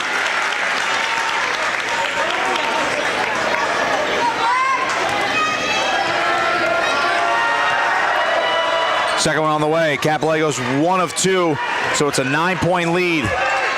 Carter moving fast, up ahead, misfired. Barnoski was open. She threw it too far ahead of her. 40 seconds now. Wildwood Catholic calls a timeout. Middle could feel it right now. That's Wildwood Catholic's last timeout. So they can no longer stop the clock. Middle still with 3 remaining, a full and 2:30s. Possession arrow is in Middle's favor. But the way it is right now, Middle Township well in control, up by 7. 40 seconds remaining. The Panthers trying to close in on their 7th Cape Atlantic League title, which would be a league record. They are 6-6 all time in the finals. And boy, would this be a great boost once again to Middle Township ahead of the state playoffs, should they hang on for this win. Not too many options left for Wildwood Catholic now, Brian. They're out of timeouts, already in the bonus when it comes to the fouling, as Middle Township will go to the line after every foul, and you're down by 7. At this point, It's time to just maybe try to get quick basket and a foul, and try to put that on repeat, I'd say. Yeah, and also difficult here. Wildwood Catholic without timeouts is going to be very tough. If they get a turnover and a basket, they're not going to be able to stop the clock. The inbound here to Frederick. Frederick, walled off, looking for a turnover. They get it. They have one, and they put one up. There's a foul, no shot there. It's on the floor. So Danny Daly, do not count that basket.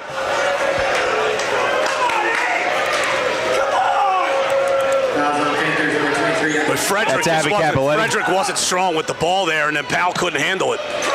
Critical juncture here. 34 seconds to go. Carter inbound, 3-ball. Daly, too strong. It's loose, out of bounds. Stays with Catholic, though, 30 seconds. Went off Maya Robinson's leg.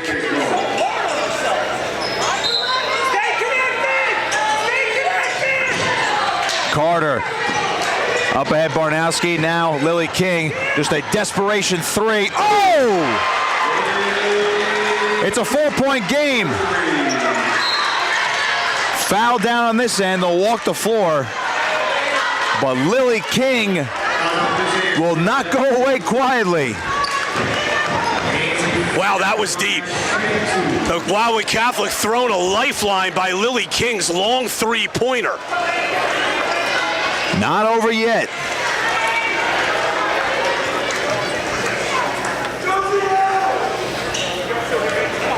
Frederick to the line. She will shoot 2.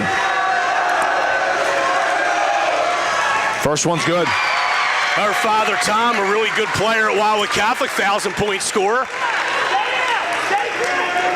Can she make it 2 of 2 and get it back to 6? Lily King, who hit that 3, she was called for the foul. That was her 4th, as Frederick gets 2. And Middle Township will call a 30-second timeout. So a 6-point lead.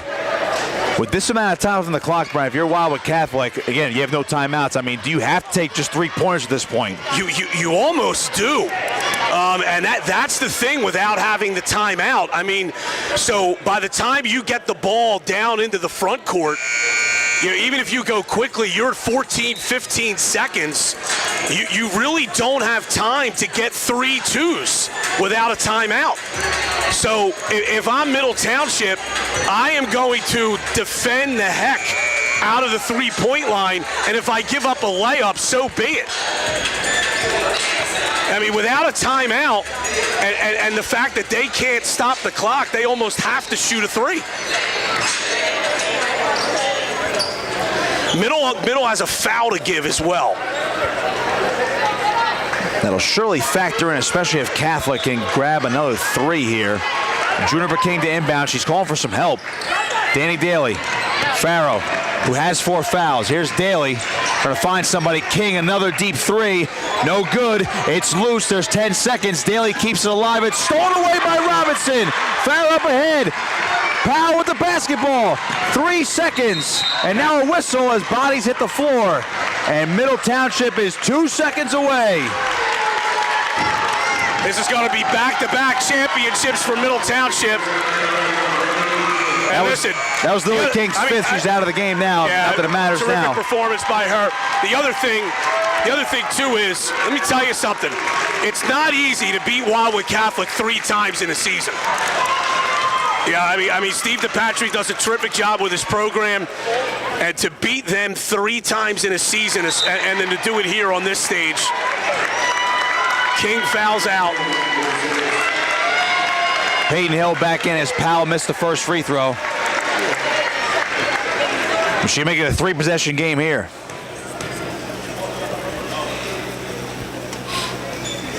Down it goes.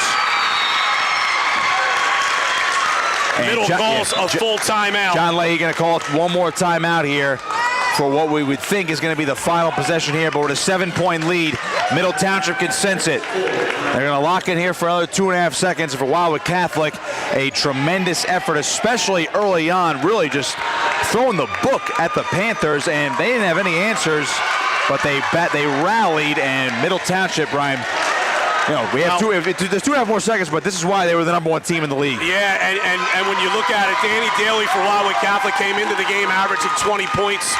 She has 10, has not scored in the fourth quarter. Middle is, I mean, if you want to learn, if you're like a youth basketball coach, you want to learn how to coach defense, watch Middle's girls team. Their help side defense is and their help and recover is as good as anybody's you'll see. A lot of youth basketball players in attendance from the Middle Township Youth Program. Those girls are really excited. They'll inbound it. Here's Carter. She'll chuck one more up for good measure, and that's it. Middle Township, for the second straight year, are Cape Atlantic League champions, a record 7th title. And they celebrate wildly at half court.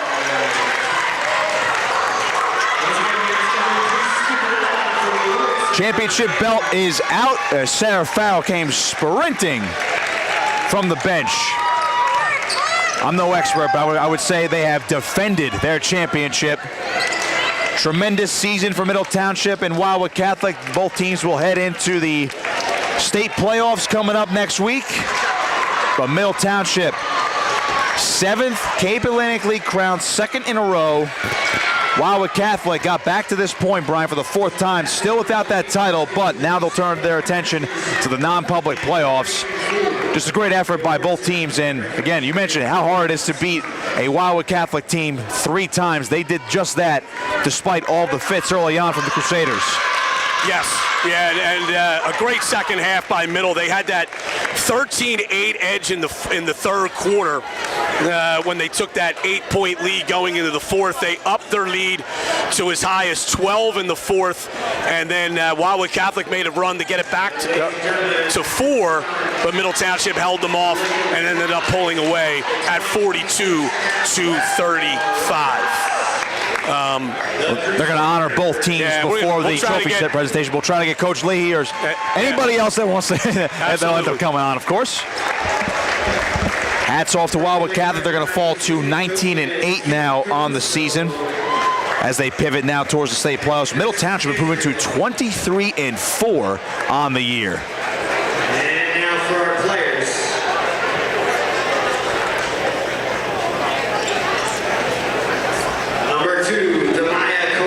So now they're going to honor Wildwood Catholic and the entire roster.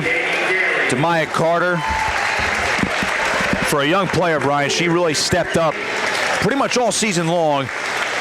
Was in some foul trouble this afternoon, but she did her best trying to rally Wildwood Catholic.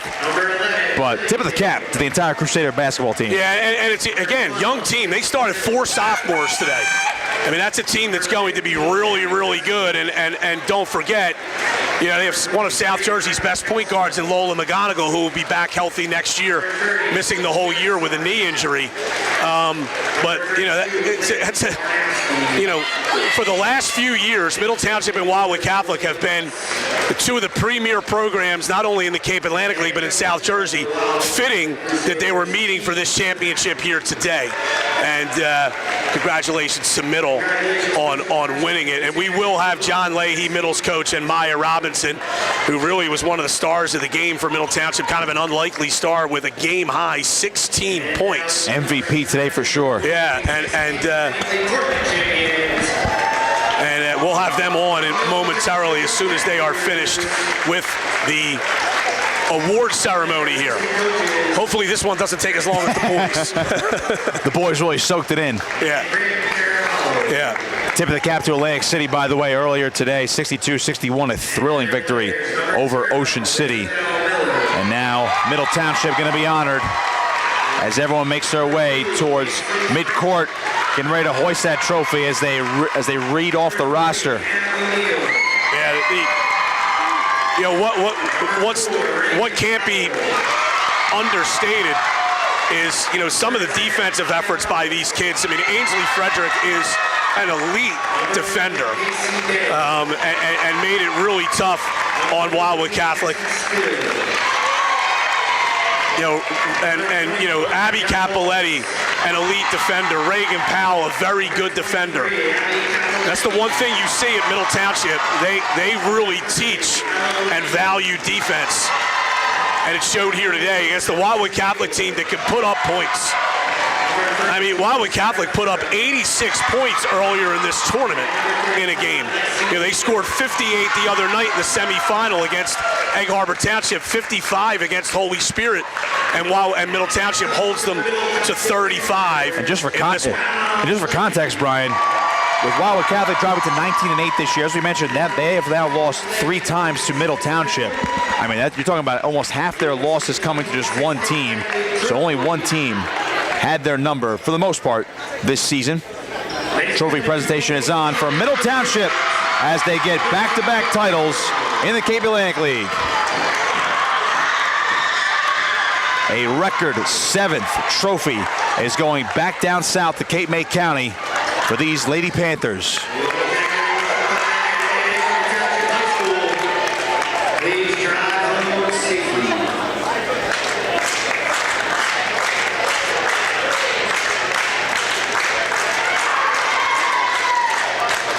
As Brian alluded to earlier, why not celebrate a league title such as this before the state playoffs? Means just as much when you have over 20 teams competing in this league for this crown all season long and gotta go through a grind of a tournament.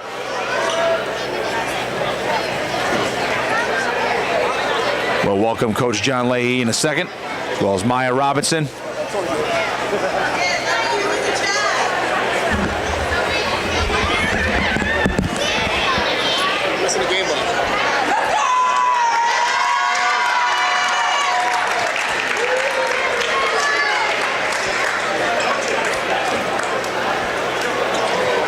One more picture for Coach Leahy, of course.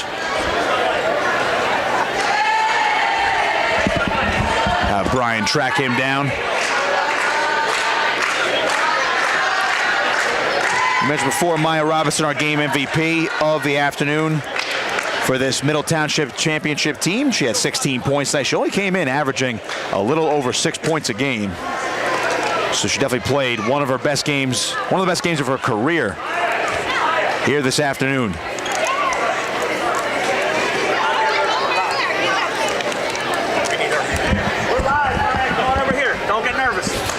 We're going to welcome in Coach John Leahy and Maya Robinson. Well, we'll start with Maya because there's a ton of people that want to interview you. Just talk about to be able to have this kind of a contribution in such a big game.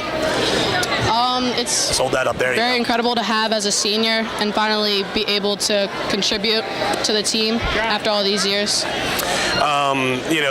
This was, I know, obviously one of your big goals. Wildwood Catholic's really good. It's hard to beat someone 3 times in a season. To hold them to 35 points, they were scoring in the 50s and beyond this whole tournament. What can you say about what you guys did defensively? We were very collaborative all together with our help defense and rebounding and talking very effortlessly. I felt like we all were connected and we're just had each other's back on every pass. I know there's still meat on the bone because you have South Jersey Group 2 coming up, but to be leaving here as a senior and a 2-time CAL champion, what can you say about that? That it's amazing to have my team to be able to do it and our coaches and everything that we have to help us along the way. Okay. Maya, just one more for you. Were you feeling it today? You came in averaging a little over 6 points a game. You had a game-high 16 today. You just couldn't be stopped, especially down low. I was actually very nervous the whole entire time, and I was very scared.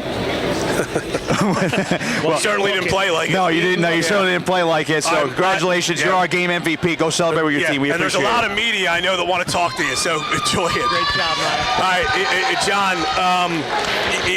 First of all, what can you say about and I'll give you a compliment by saying this, is that Maya Robinson looked like a very well coached player today because she got to the right spots, and that's why she got her 16. Yeah, just super proud. I appreciate the compliments. Super proud of her and the rest of the team. And, we talked about all year just embracing your role. right? And I mean, that was a perfect example of what Maya did today. You know, she played great defense. She was super, super active on our wall and on our help.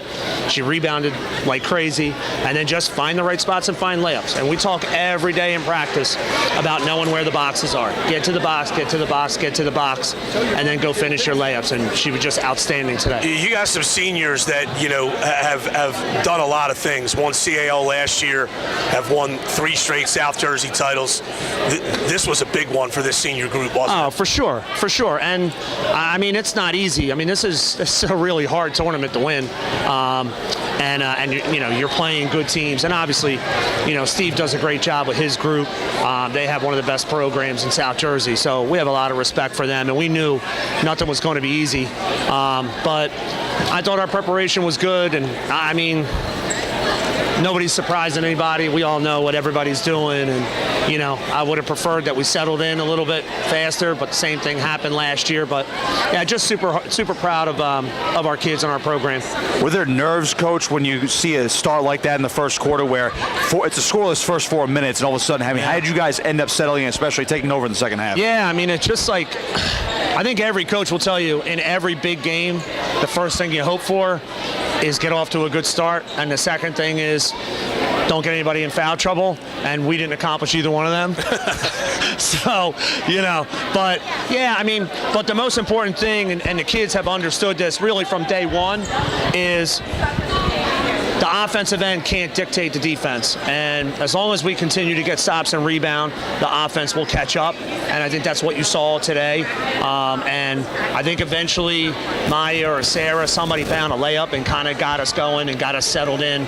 I mean, I would have wished we would have made a few more fouls. You know, a lot of times kind of getting to the foul line can help you settle a little bit, but the important thing is that we stay connected on defense and continue to get stops and continue to rebound. John, you had two big three-pointers in that second half. One, you know, the ball came from the top of the key to Ainsley, who was probably open for a left wing three. She makes an extra pass to Abby, and then you had the set play for Reagan coming across the staggered screen to get the baseline three. Yep. 2 big threes to create separation in this game. Yeah, for sure. And, you know, again, I mean, I felt like we watched a lot of film coming in, and I mean, even in the first half and in our previous games against Wildwood Catholic, we didn't really turn it over a whole lot. We got a lot of good shots, and really a lot of times it just comes, it's a matter of making a shot or finishing a layup. And yeah, those were 2 monster threes. Our side out was really well executed. You know, Abby set a really good screen, and Reagan got her feet set. That was all 5 kind of contributing to that. And yeah, there were a couple of monster shots for us. All right, get the snow shovels ready at home. Yeah, you're not kidding. Congratulations. Congratulations, Thanks, Coach. John. Second straight title, record 7th in the Cape Atlantic League. John Leahy with us here on Cape Atlantic Live. Let's give the quick rundown here, Brian. Rundown of the final totals here for Wildwood Catholic, and they fall to 19-8, 13 for Demaya Carter, 10 for Daly and Lily King, 2 points for Blake Barnoski. For Middle Township, the aforementioned Maya Robinson with 16, 13 for Reagan Powell, 6 for Abby Capoletti, 5 for Ainsley Frederick, and 2 for Sarah Farrow. And Middle Township, your Cape Atlantic League champion for the 2nd year in a row, improves to 23-4. So that's going to do it. Great day here. It was a lot of fun. Yeah, no doubt. Thanks to Matt. Remember, you can't fail to mention Matt. But Matt and all of our great sponsors, that's why we're able to do this. The great people here at EHT, and of course, you know, the coaches and the players. Without them, we don't have these games to broadcast. Yeah, no doubt. Matt always living in the shadows. He's upstairs. And for Brian Kniff, I am Nick Costco saying so long. Thanks for joining us all season long in this Cape Atlantic League season. Once again, Middle Township, a 42-35 winner in the Cape Atlantic League Finals over Wildwood Catholic. You've been watching high school basketball right here on Cape Atlantic Live.